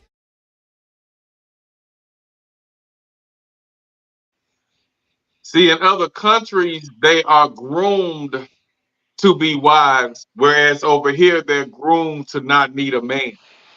Well, one thing you have to understand, in some other traditions, the woman is still seen as less. So they can't do as much as men. So that's what they're bred to do, to build a home for the man, to be supportive for the man. And what's wrong with that? There's nothing wrong with that. And why can't our women have the job, have the businesses, have the education? Because I'll tell you why. Why we gotta be combative? You know, my education higher than yours. It doesn't have to be like that. More than yours. It doesn't have to be like that. You have to find the right person, and you can go from race to race, whatever. But you have to find the right person that's going to fit in with you. I mean, if you look at the ones that all the women that I've dated, all of them, I hadn't had, how can I put this? I never really had an issue with people that were really that I really liked and really liked me. That last one wanted to compete. She wanted to be better. What I'm saying is the ones that was for me that I actually got along with, I didn't have issues. They had issues because I wasn't ready.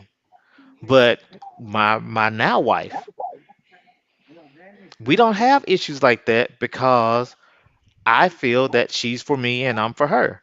It took me a long time to get there. It took me a whole bunch of hoes, a whole bunch of seeking opportunities to find the right woman, and going through and trying to identify those things that appeal to me in women. So I went through a lot of trial and error to be the person that I am now and to be with the person that I'm with now. So not saying that she's perfect, I'm perfect, not saying that our marriage is perfect, but we fit together perfectly. The last one, we were great on paper. On paper, we were stunning, but our personalities, they clashed. And some of her past traumas caused issues in our marriage, and some of her traumas caused me issues because it triggered some things in me. And yet, women complain when men seek women with less trauma, which usually come with a younger age. Right. No, yeah. I mean, my wife now and my other wife, they're the same age. In fact, my my current wife is maybe a year younger. But still, basically, we're around she the same age. when she had less baggage, I'm sure. No, she's had a trauma-filled past, and I was part of her trauma in the past. Okay. But she seeked the help that she needed to seek. Okay. And That's the difference. Yep, she seeked the help that she needed to seek. And like I said, we discovered that she still had my phone number in her phone for 16 years but I was blocked. I was blocked for 16 years. And was that you, George, who said you don't want a woman if she ain't in therapy? I told her, if she not working, I can deal with a woman with trauma, but if they're not actively working on it, and they just doing just staying in it, I can't deal with that. Like I'm in therapy. I just had therapy yesterday, so I'm deep in my stuff. So you got to be working on yourself. If you got that kind of trauma and you not working yourself, we not gonna connect. But it's like our women, the black woman, and like we say, not all of them. When I say this, I'm just talking about the ones who carry that image. The one where the shoe fits. Where the shoe fits. They are on the toxic side and proud of it. And that's why, see, when a man, we want to hear stuff like this. Create your own vibe. This is what we want. Okay. Oluche Adedayo Fadiomi. Well, I never thought I would meet a man like you. You are the definition of love. You know, a lot of people don't know the real definition of love. But you're a saint. You are so pure, your heart so pure. And the way you love me makes me feel like I don't even deserve it sometimes because you're so good to me. You're so loving. The way your friends tell me how you have influenced their life makes me feel like I'm the luckiest woman on this earth. You are God's gift to me, and I love you so much. I can say so many things, but I just want to let you know, babe, you are God blessing to me. You are my forever after. I'm gonna love you till the end of time. We're gonna be together, doing this life together. You and I against this world. I love you, babe. Love you so much.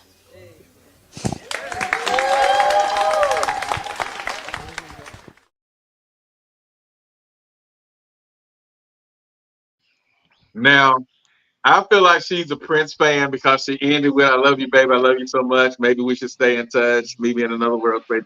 But anyway, Girls and Boys by Prince. But when I found that type of relationship, that's the only reason that I went ahead and married mine. Because it wasn't a chase for me. She chose me. And majority of the relationship that I've seen, that I know of, that truly last, especially now, are the ones when the woman pursued the man. If you're doing all the chasing and all the, hey, why you didn't call me? Hey, did you see my phone? You doing all that.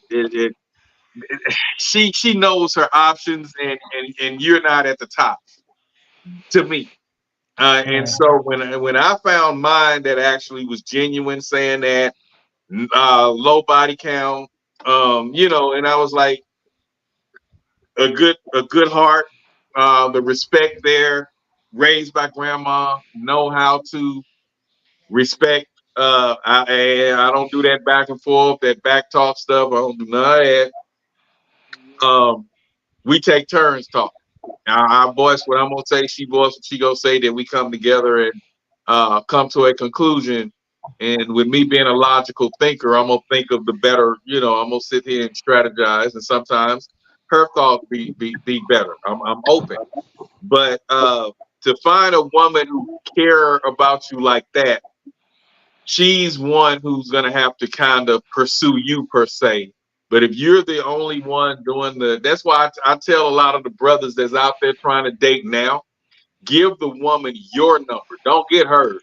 Let her call you. Because if you calling her and you're going to hear that, hey, let me hit you back.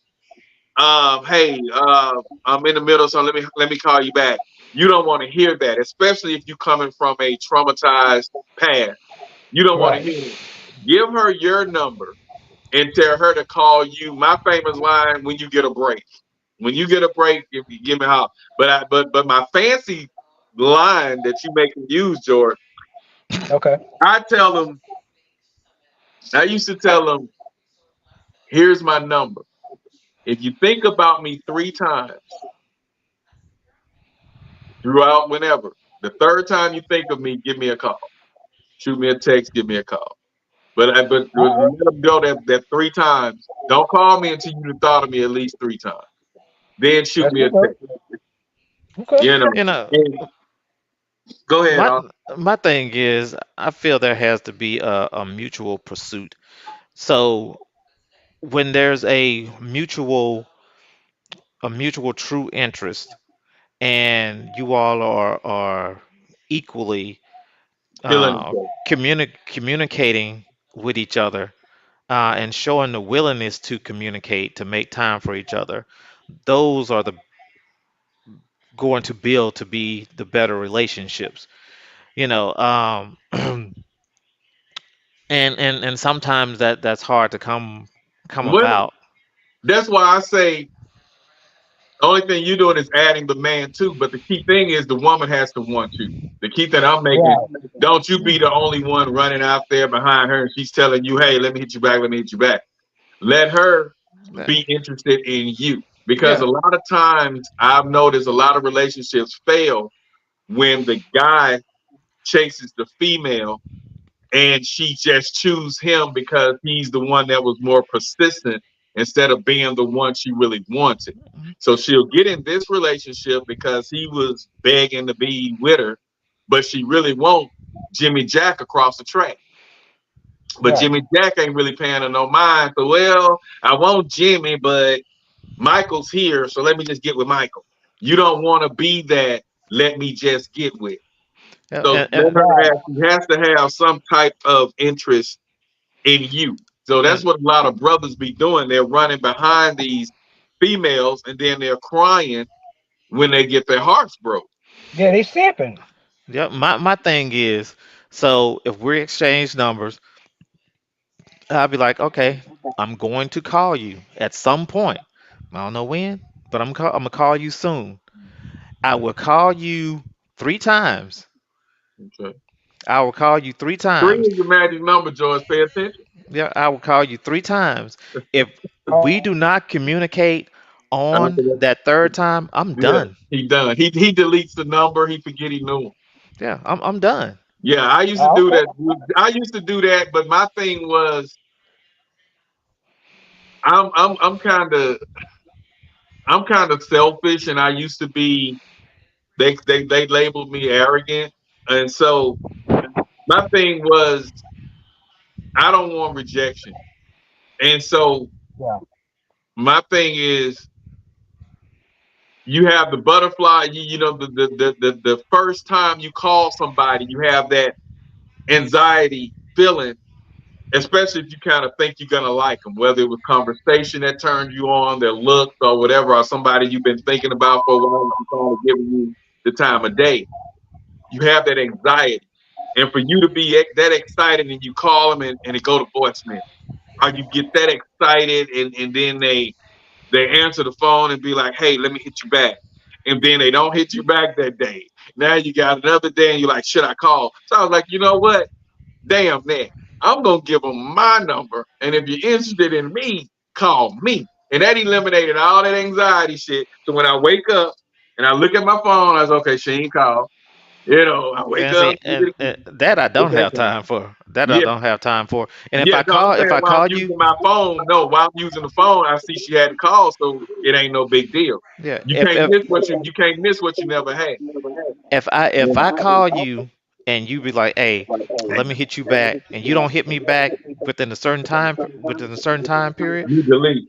I'm done. Because that means that you can't follow through with what you stated that you would do. So that means I can't depend on you. So there's no need for us to go any further, unless I just want to hit. That's one way too. That's a cool way too. I can see me doing that too. I can see that. But yeah, I just prefer give them my number, man. I don't get nobody's number, man. That no more. I did that in high school and college. But after that, and I got out in the real dating world that I'm speaking of, is like when I was dating for a purpose. I didn't give out my number. They would get it off of a flyer or off of a YouTube from some videos that I'm promoting my DJing or something or a party. But me just giving them my number and say, hey, me getting their number and calling them.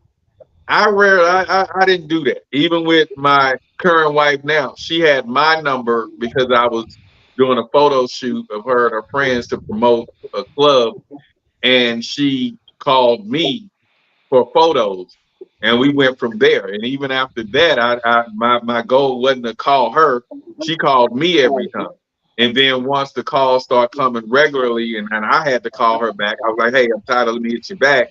I still would wait a minute. Then I said, "Okay, I'm calling you back." So if the woman mutually likes you, those gonna work. But if you see somebody and you're calling her, like Austin said, and they don't call you back at a certain time, they let a day or so go by and they don't call you back, that bitch ain't for you. Right. And I don't do that hard. I don't do that playing hard to get stuff either, because I don't play games. I don't like to play.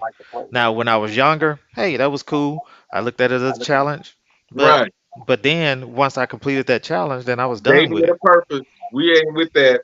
It's either we gonna communicate or we not. We gonna see what's up or we not. And then I'm quick, and I think Austin is too. We're quick to just block people out anyway. We don't tolerate a whole lot of stuff because we've been through too much. So when we notice things ain't going right, I shut down quick than a motherfucker. I'm talking, and that's something that I need to work on. You know what I'm saying? That's something I need to go to therapy on. Yeah, I just did that last week. I just told this one girl I've been seeing her since the first of the year. Don't ever call me no more. Man, I shut down real quick. I'm talking about you can show me one time that we not here like I thought we were, and my feelings automatically they withdraw quicker than you do when you're on hard and you walk outside and it's cold as hell and your penis trying to tuck up under your nut. Your nut exactly. You're scrolling. Cause I ain't gonna lie. I've been seeing her since about the first of the year. You know, that's the one I've been kind of telling you about. Yeah, I'm still kicking it with her. Then something happened. I felt disrespected. I'm like, don't ever call me no more. I'll cut her off. I ain't thought about it saw since. And that's what I do too. Once the relationships are over, I don't care to even go in that. Okay, if I have to pass her house to go to the grocery store, I find another route, man. I'm just that. I don't want to see that person, man. I don't want to nothing. Man, I was the type of person that I can break up with you yesterday, see you the next day, and you can be with some dude. I wouldn't even care. My feelings fall out the bottom just like that. Because normally, I just don't even want. I don't want to see them because I don't want them saying nothing to me. I don't want to talk to them. I'm just done. You know, we cool. That's over. So I want them to wean themselves because my problem be when I'm done and I don't like you no more, they still try to communicate. And I want to be to myself for at least a month or so because I don't even want to see you, think of you, or nothing. Period. You know, man, I've broken up with people that I dated for a certain amount of time, and I was still cool with some of them. Yeah, because it didn't bother me. I talked to them about their relationships. It didn't bother me because I didn't care. Right. Once you out of my chest, you out of my chest. And you probably weren't there in the first place, to be honest with you. I was, so I don't want you around me. Period. Yeah, I can talk to you and have fun with you, but I'm not gonna go out my way to see you. I'm straight on. No, I never do that. But I'm just saying, I can always be cordial. I can always be cool. I don't. But once I'm done, I'm done. Yeah, that's a wrap. But they always tend to come around and still try to talk to you like y'all have to get back together. And that's what I hate. So I just avoid them. So what you doing now? I seen you with such and such. Is that who you seeing? What difference is it? Don't even talk to me. Why are we even talking? You know, that'd be my thing. And so, like I say, when I started dating with a purpose, like Austin asked earlier, that's what I mean when I actually start being serious about dating. And it took me a minute. And Austin used to tell me all the time, and I'm talking about less than 10 years ago, 15 years ago. 15, he'll be like, come on, bro, when you gonna grow up? You know, it ain't all about it. Man, where the hoes at? Yeah, it ain't about that. It ain't about that. And I was like, dude, you still with such and such, man? What's up, man? Look. And so it just took me, it took him saying that a couple of times to me. And I just sat back and was like, when is it gonna get on? You know what I'm saying? When you just go. So then I slowly start taking, women a little serious. But before then, man, it was like a revolving door. You Wednesday, you Saturday, and I'll probably see you for Thursday, because Friday I got DJ Club. So I see you Thursday. Right. But and that was cool. And had I not met who I'm with now, that's the life I'll be living. I would have me at least a 3-weeker, you know what I'm saying? And everybody gonna respect their play, because I don't play. They know I don't play. So everybody gonna understand their role, their position. That's how I was doing it up. If I were you, that would be my lifestyle. They'll know that we're seeing each other just be seeing each other, because I learned the best thing to do is keep it open. I don't hide nothing. Right. Tell him, hey, I'm seeing somebody, we on shaky ground, or I got somebody else, got a lot of loose ends. You not the, and we'll see where we go from there. And if we meet at a place that we're both comfortable at, and we take it to that next level, I'll start slowly clipping my loose ends. But until then, I have a couple of friends that I'm seeing, and and we're gonna see each other accordingly. And you gotta set the rules and the boundaries from the jump, as they say. Right. You got to. And that's what I've been doing. That's what I've been doing. I ain't been, hiding nothing from nobody, nothing like that. I've been open and transparent. So, But don't tell them every goddamn thing, though. No, I ain't telling them everything. I just tell them all I say is I got a friend. On this podcast, he tell him his whole freaking life story, and he just met him. And that life story shit can run them up like out. They don't need to know everything about you. Yeah, but my girl didn't know my real name till about 2 to 3 months. But by virtue of what I do, I had to be so transparent with my story. In a way, it's not too much. This is part of me. What I do as a public speaker in a nonprofit. So that's the flip side to the way I have to do things. I have to maneuver with a certain amount of transparency that most men don't have to. Right. Yeah. Well, I'm gonna have to go ahead and jump off. Baby girl is ready to go to sleep. All right. We have to go comfort her. We're gonna wrap it up. We're gonna talk a little bit more about the things. We'll be out here by 11:30. I was trying to do to 11 with us, but we got on the politics and we talked about the police. So that threw everything off. Your last take, Austin, on we are and come a little deeper than do what fits you, blah blah. On the interracial and the passport bros, and actually, are those women? Will you agree that they are raised differently? They're brought up to be wives, and that's why the men are going, because the women in the U.S. are beginning to be toxic, even the white ones. Yeah, I mean, again, my thing is, women in different cultures are bred different. They see things differently because they are taught to be wives or taught to be submissive, and they don't have a lot of the liberties that a lot of the American women do.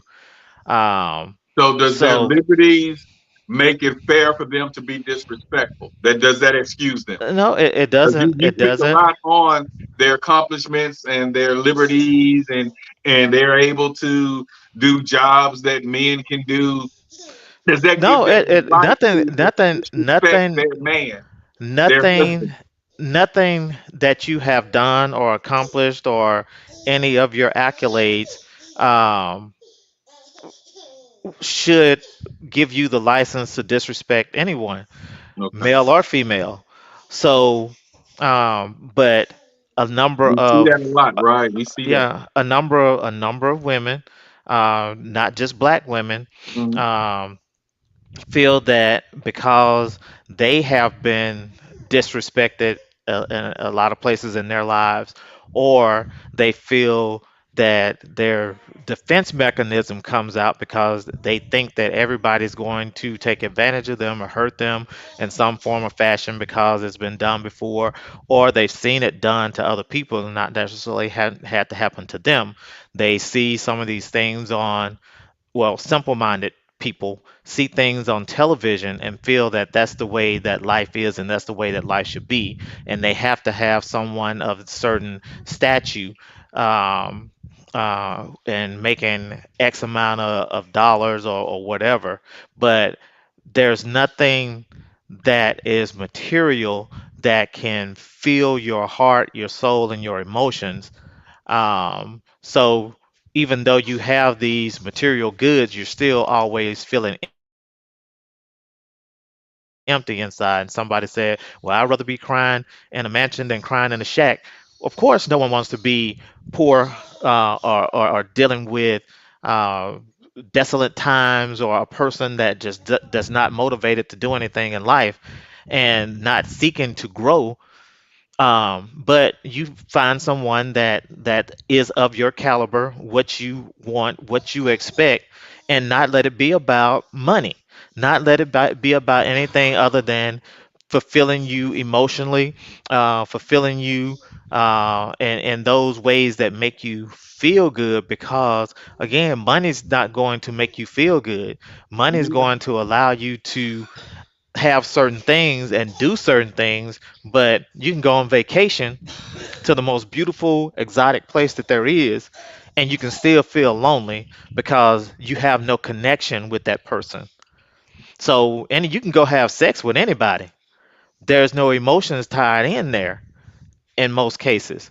But when you're with someone that you're compatible with and that you actually have feelings for, the sex feels different. Mhm.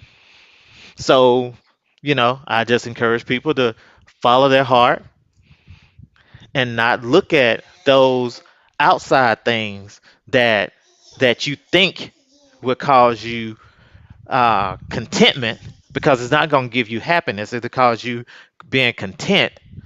Mhm. So if you okay with being content, cool. But if you want to feel fulfilled Right. with happiness, joy, and caring, and knowing that someone feels that way about you, that always has your back no matter what, Mhm. then that's not the time to use your logic. You use your emotions and your feelings on that. But again, don't go. I mean, again, no one really wants anyone that's just not doing anything, not making any money, not can't support, can't do anything of that nature. But don't ever put a cap or a minimum amount on what a person has to make, because you never know where that person can elevate to. And the thing that you said earlier, Austin, in your closing, is you rather, with the woman would say she'd rather cry in a mansion than in a shack. My thing, the way I see that, it's all about me and my mental state and my happiness. And I'd rather be happy in a shack than cry in a mansion. Now that's just me. At the end of the day, I want to feel good Right. about whatever is going on. And I'm not going to go through hell just to be in a goddamn mansion. I let that motherfucker go. I give me a goddamn cardboard box and be happy if I have to. I'm not Exactly. going to. I'm not going to do that, bro, because that's a miserable ass life. And that's what a lot of the women who going for the guys that they say got to make. It went from 100,000 a year. You notice that now social media, 100,000 ain't enough now. So it's 200,000 a year, 150 to 200,000 a year that these women are saying. But then when they get these guys like that, these guys have options. They can buy anybody they want. And then they sitting up in there crying because he's not giving them the love and attention, but they're able to say, well, girl, we in a mansion, girl, we got the latest this and the latest that and da. But they're struggling emotionally. You see what I'm saying? So give me that Shaq and happiness any day. But with that being said, I know you got to get out of here. We'll touch up next week. And I think I want to hit next week. And we negotiate when we get off, but does a woman cheating hit different than when a man cheats? Why does it hurt the men more? Sounds good. Well, y'all bring it on home, and I'll catch y'all next week. Get us later, man. Good night now. All right, peace. All right. But yeah, it's a touchy subject when it's dealing with our people of today, man. And I hate it for anybody that's out there that has to date these days. Peep this one out. Yo, what up, Peace? What up? What up? What up? So listen, when you compare women in America to women in other countries, this is for the Passport Bros. Women in America, they lead with their accomplishments. If you're talking to the upper echelon women, they're going to lead with the degrees that they have, maybe with what type of career they're in. They're definitely going to try to lead with their clothes, their brands, their fashion. Those are things they're going to try to lead with when a man approaches them, or when getting to know a man. When you go to foreign countries, I can only speak of the ones I've been to, which are, mostly the ones I've been to are African nations. So when you go to those countries, women, they lead a total different kind of way. So when trying to win over a man, a woman, opposed to her leading with what type of accomplishments she have, she's going to try to come and cook for you.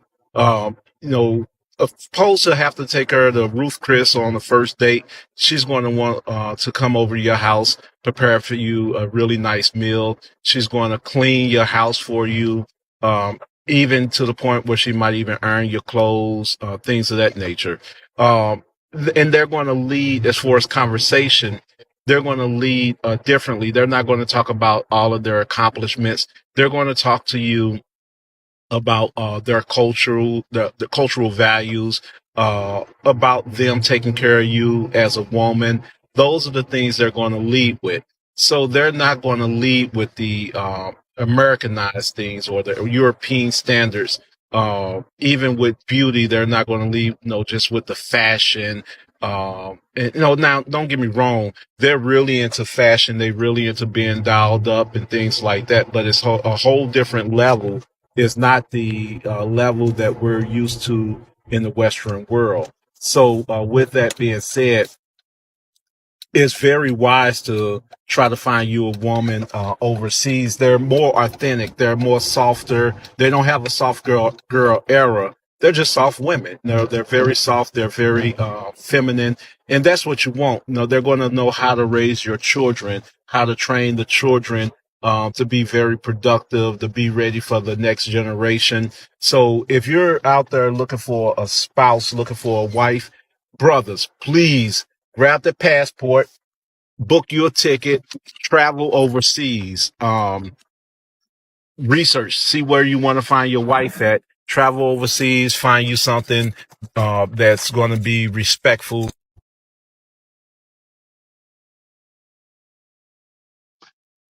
You might have to take that cruise, my brother, because my thing is, if mine don't work, this thing that I got going on, if that don't work, George, I'm gonna have to try that because all I want is respect and loyalty, bro. I don't ask for much.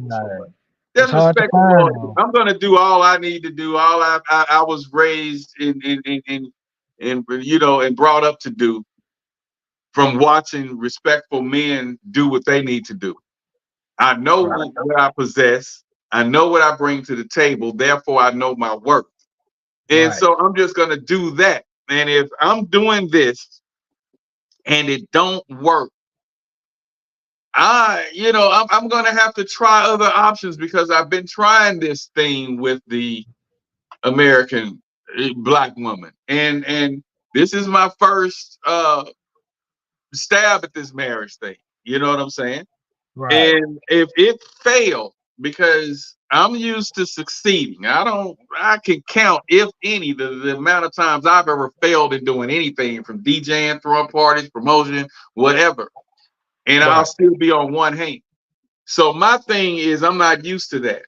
And so if this fails, I will be getting that passport. I'm gonna try you know, going to these countries because the way that lady was saying her vows, that's what every man wants. I was just lucky enough now to have that.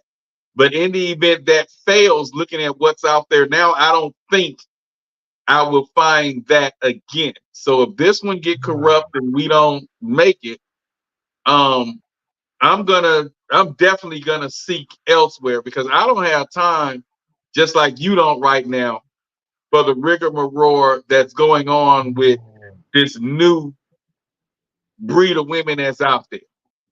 And man, I don't wish this on, you know, nobody. Just like the guy on the last one I did with the interracial relationships, he was like, man, I pray for y'all. And it's just that damn bad. He ended his thing saying, I pray for you, amen. I was like, wow. So it's really messed up out here. Then you usually could go to the women in the church, the girls in the church, but they just is messing with Dinkins and the Urshas. It's like, it's no morals, no respect, no boundaries, no nothing. It's just like I do what I want to do if that's what I feel like doing. And you don't supposed to say nothing about it. I want to also touch on, can a man tell his mate what to wear, what he's not comfortable with her wearing? Because the last time I talked about this a year and a half ago, man, everybody was ready to shoot me down. Oh, you can't tell nobody what to wear. You didn't buy it. They went off. Yes, you can.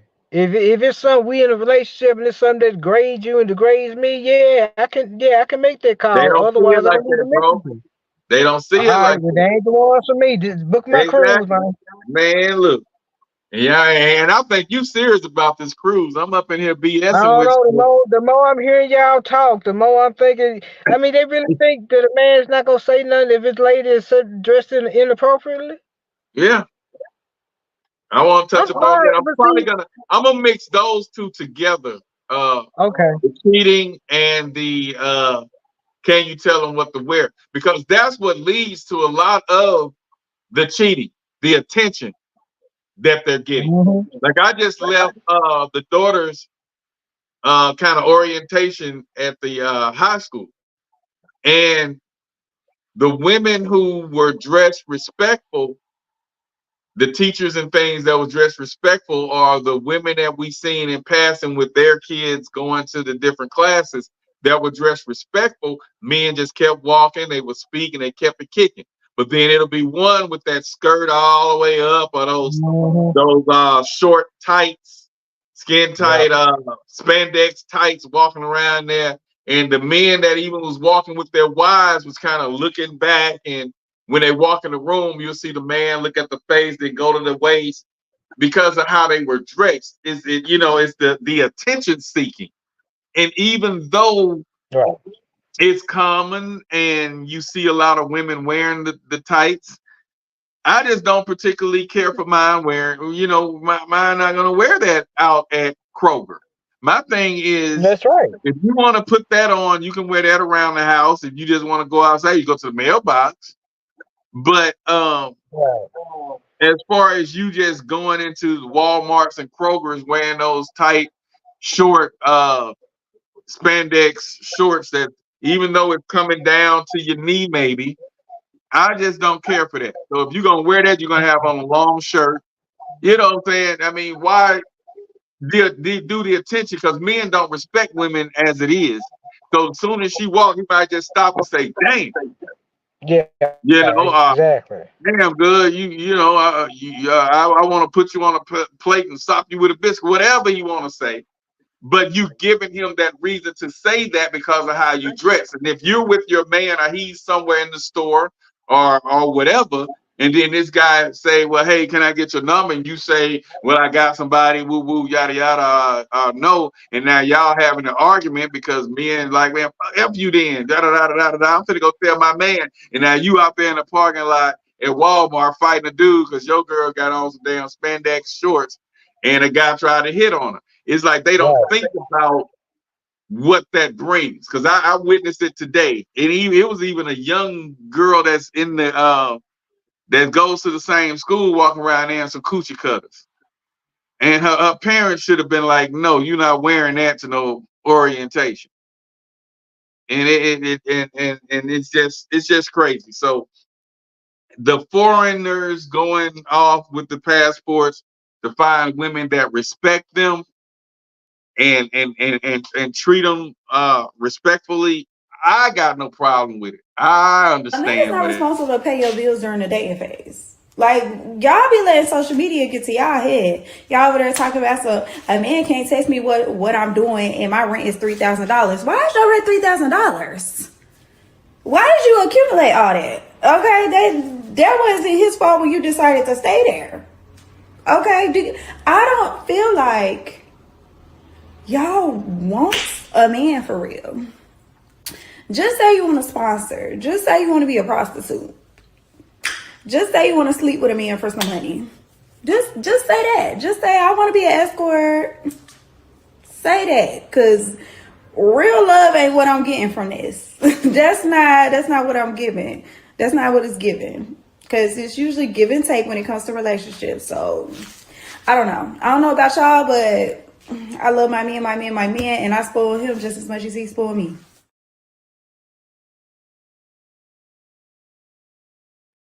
And that's how it should be. Now, the women that's demanding money from you and all that, that's what the passport bros are tired of and running from. You're having to help with bills or pay bills with somebody you hadn't even been knowing 3 months. That don't make sense. So that's what the brothers are tired of and why they're going across seas. That's one of the main reasons that they're catching those flights and hitting across seas. Peep this one. This. The only time having a boyfriend is worth it is when he is able to fully support you and pay all your bills. I said it. Yeah, you said it. But wouldn't it just be so much easier to admit that one is broke and can't actually handle being an adult and paying one's own bills? He's not your husband. If you're gonna be a girlfriend to someone, he needs to be paying all your bills. Otherwise, why is he there? What is his purpose? Well, I could think of several reasons, actually, but what do I know? If he's not, he's just a boyfriend. Meaning if he leaves you, and a boyfriend is not a legal title. Congratulations for figuring that part out. If he leaves you and promises you marriage, leaves you with nothing, you get nothing. At least they understand the basics.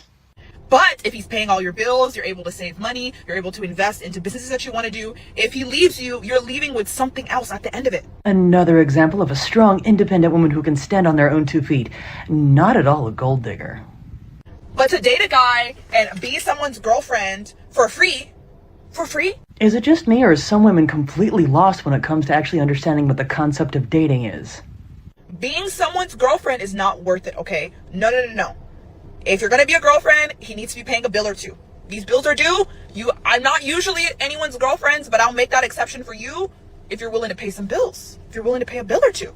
I can just imagine all the men running to that woman's profile to take advantage of that situation. You're right.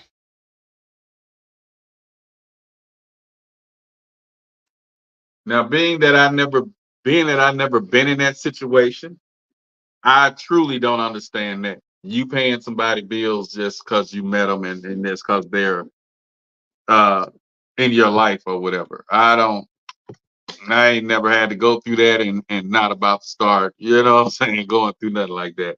But even though my other co-host that used to be on here, he say that there's women out there today that still demands that men help them with bills and all that. She finding the right one, because that ain't nothing that I've done, never have done, and never will do.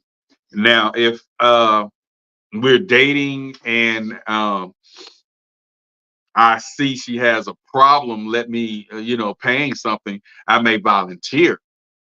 But me going out my way to pay somebody else bills and I'm just meeting them, no, sir.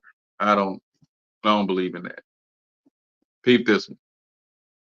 Now, I think I fell in this kind of category. Hold on. I went on a date with this guy. Okay, go on. And he was like, it's getting late. Do you want to come back to my place? And I was like, sure, but I'm not going to sleep with you. Like, that's not happening. And he was like, that's totally fine. Just come over. Oh, good. Mutually agreed upon boundaries have been set. So what's the problem? Go to his place. He respects my wishes. He's so nice. He cuddles me all night. And go on. And I'm like, are you gay? What? A man acted like a gentleman, respected the woman's wishes, and now he's what? Explain.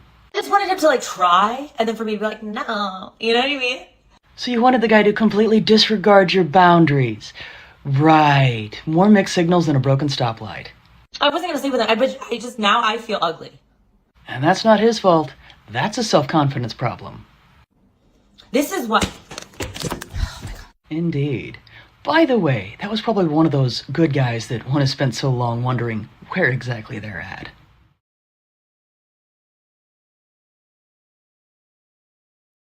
And I told an incident on this podcast where I was dating someone, well, trying to get to know someone, and anybody ever date or get serious with, I never be the first one to initiate sex. So one of those incidents, I didn't put forth an effort, I did the cuddling thing like she said the guy did all night, but never tried to do anything. And she went off, slept with somebody else. We didn't work, needless to say. But a lot of times that the women are so used to guys coming at them that way till you can miss out. And a lot of times that's a good thing that you so-called missed out on that. Because like my famous term, you can't miss what you never had. But there's women out there that don't respect the guys that respect them. Make it make sense. Anybody trying to date me, my bills or your bills? So And here we have another individual who has confused the rules of dating with the rules of marriage. I don't care whose car it is. You're trying to date me. You're trying to take a load off of me. Exactly when did dating come to mean taking the load off of someone financially? And here I thought dating was just about getting to know someone. When did that definition change? So my car is your car. You cover the bills.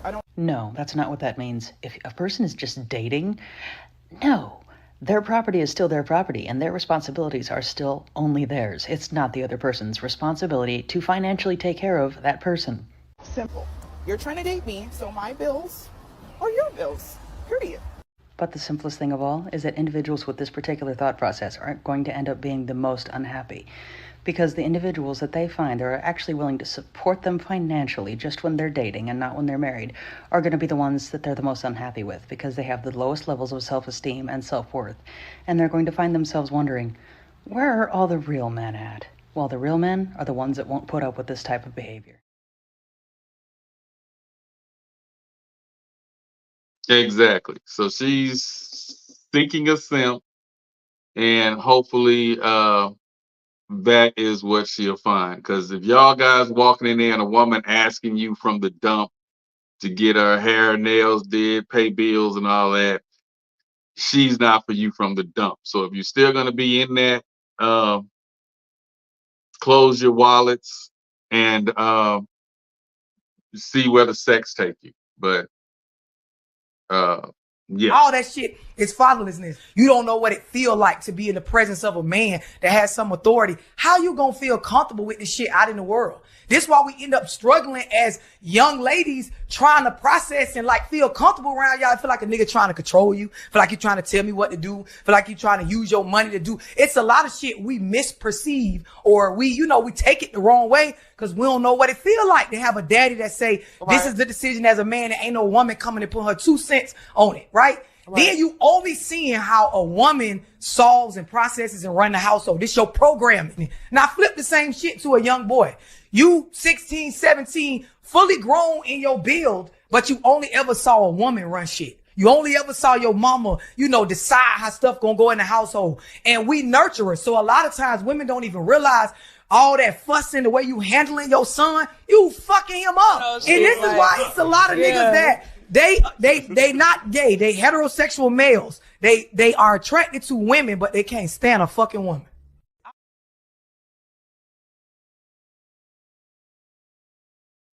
And I've seen that. And that's where therapy is really needed. Because I know people today that I know personally that can't really stand women. They're heterosexuals, but how they were raised and the experience they've had with women got them to a point where they could care less if they ever get in a relationship. They're not messed up about relationships. And it is what it is, and they're comfortable with that. So that's a therapy type situation, but that's kind of like the single mother raising the son type thing that we talked about, or that woman who has the stepfather or a live-in, a cohabitant, and she don't respect him. That son's watching that, you know what I'm saying? Also, that daughter is highly influenced by that too.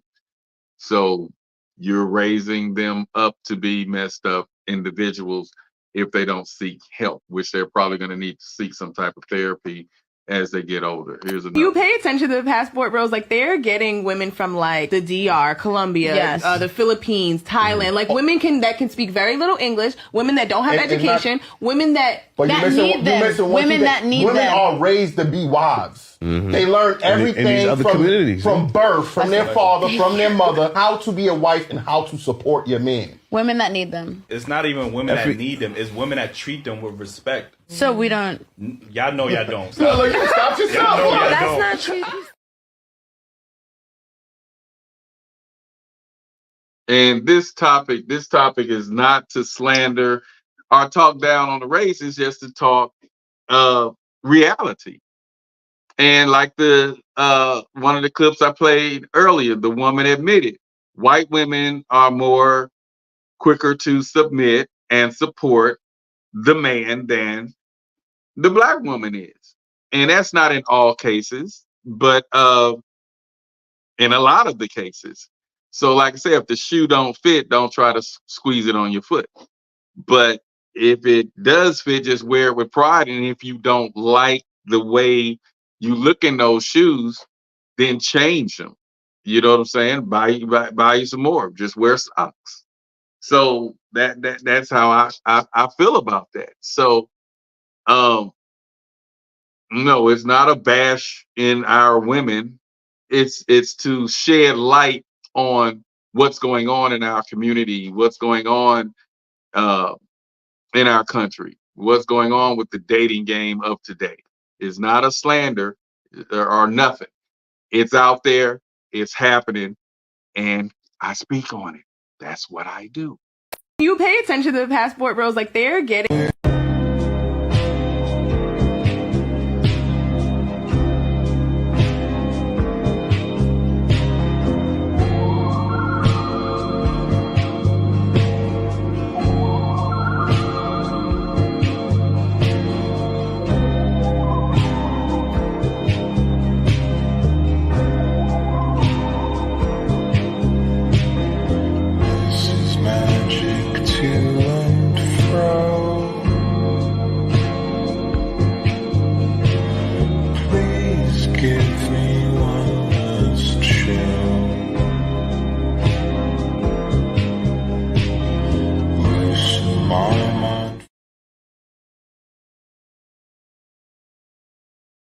Brother showing his highlights, showing highlights.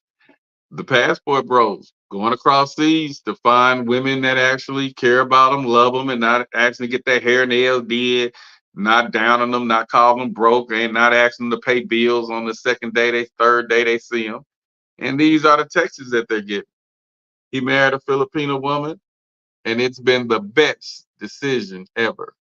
No Western woman has ever treated him that way. And they not making this up. They not making this shit up. They not making it up. It's actually happening. And our women, if you don't like it, do something about it. This is what just for a jokey joke. Keep this. Get your goddamn ass to this motherfucking house right motherfucking now. And I'm not lying. You can't ask me to do a motherfucking thing for your motherfucking ass no more. Your lying ass, cause I'm gonna put the police on your motherfucking ass. And he having the time of his life. That boy over there posting their pictures, having the time of his life. And you hear how women sound. You hear how women sound. What I can appreciate about Passport Bros is I think it's an effective flag being raised for Western women. The motivation for it is the fact that men are still expected to act very traditionally. They're expected to be very chivalrous. They're expected to be protectors. Maybe they're not expected to provide to the same extent now that women can essentially match them on income. But if that's what a man's duty to you is, to be chivalrous, it's very, very loosely defined what a woman's duty to a man is. It's very ambiguous. And that is why I think they go to places where they are actually taught from a young age how to treat a man. What is your duty to a man? And whether you want to talk about in the context of the word submission, which I know that a lot of girls don't like, me and her use the word deference instead of submission. Sounds a little bit better. It's like she wants to defer to her man a little bit more than he defers to her, which is essentially submitting. But I would love to know what you guys think. If men have those duties to you, and that's an expected duty, what do you think your duty to men is?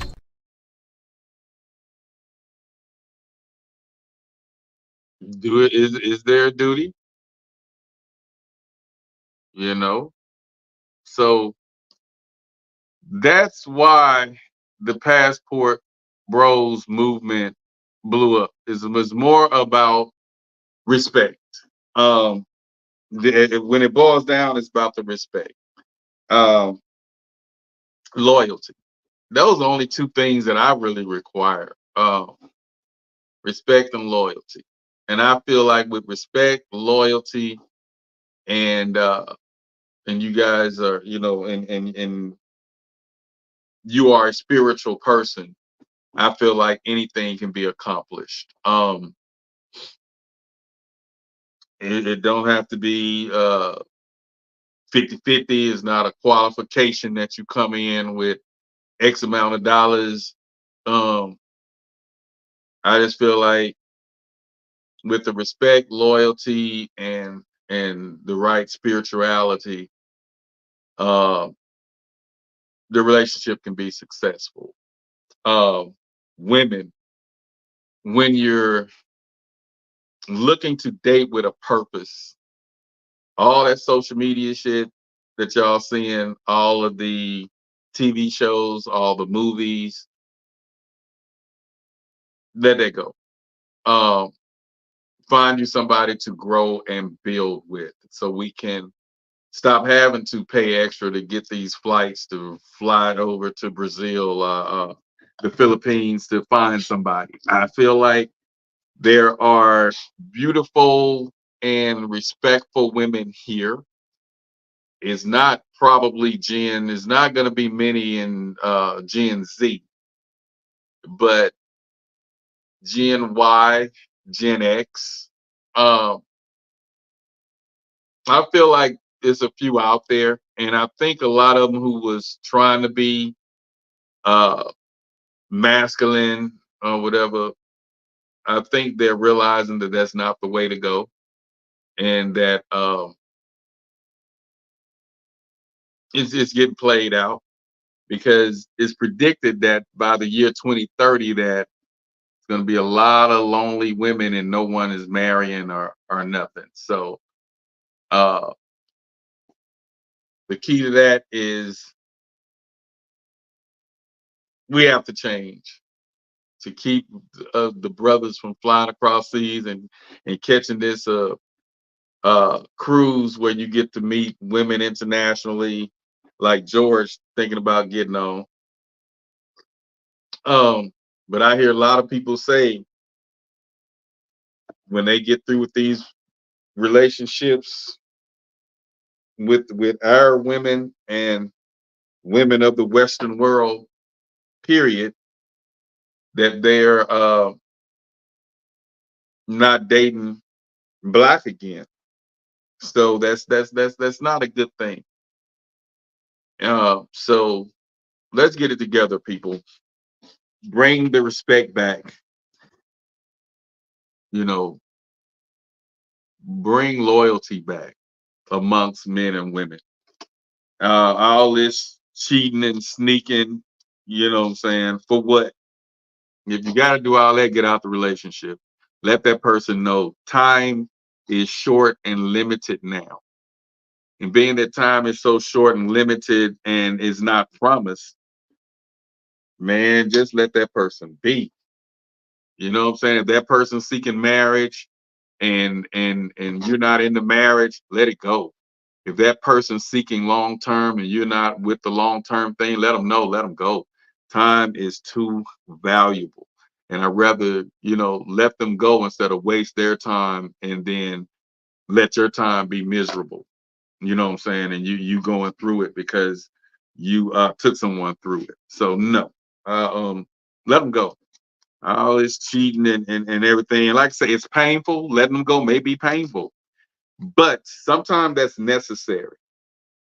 Sometimes letting people go is the best thing to do instead of all this sneaking around and hurting people. So let them go. Let it go.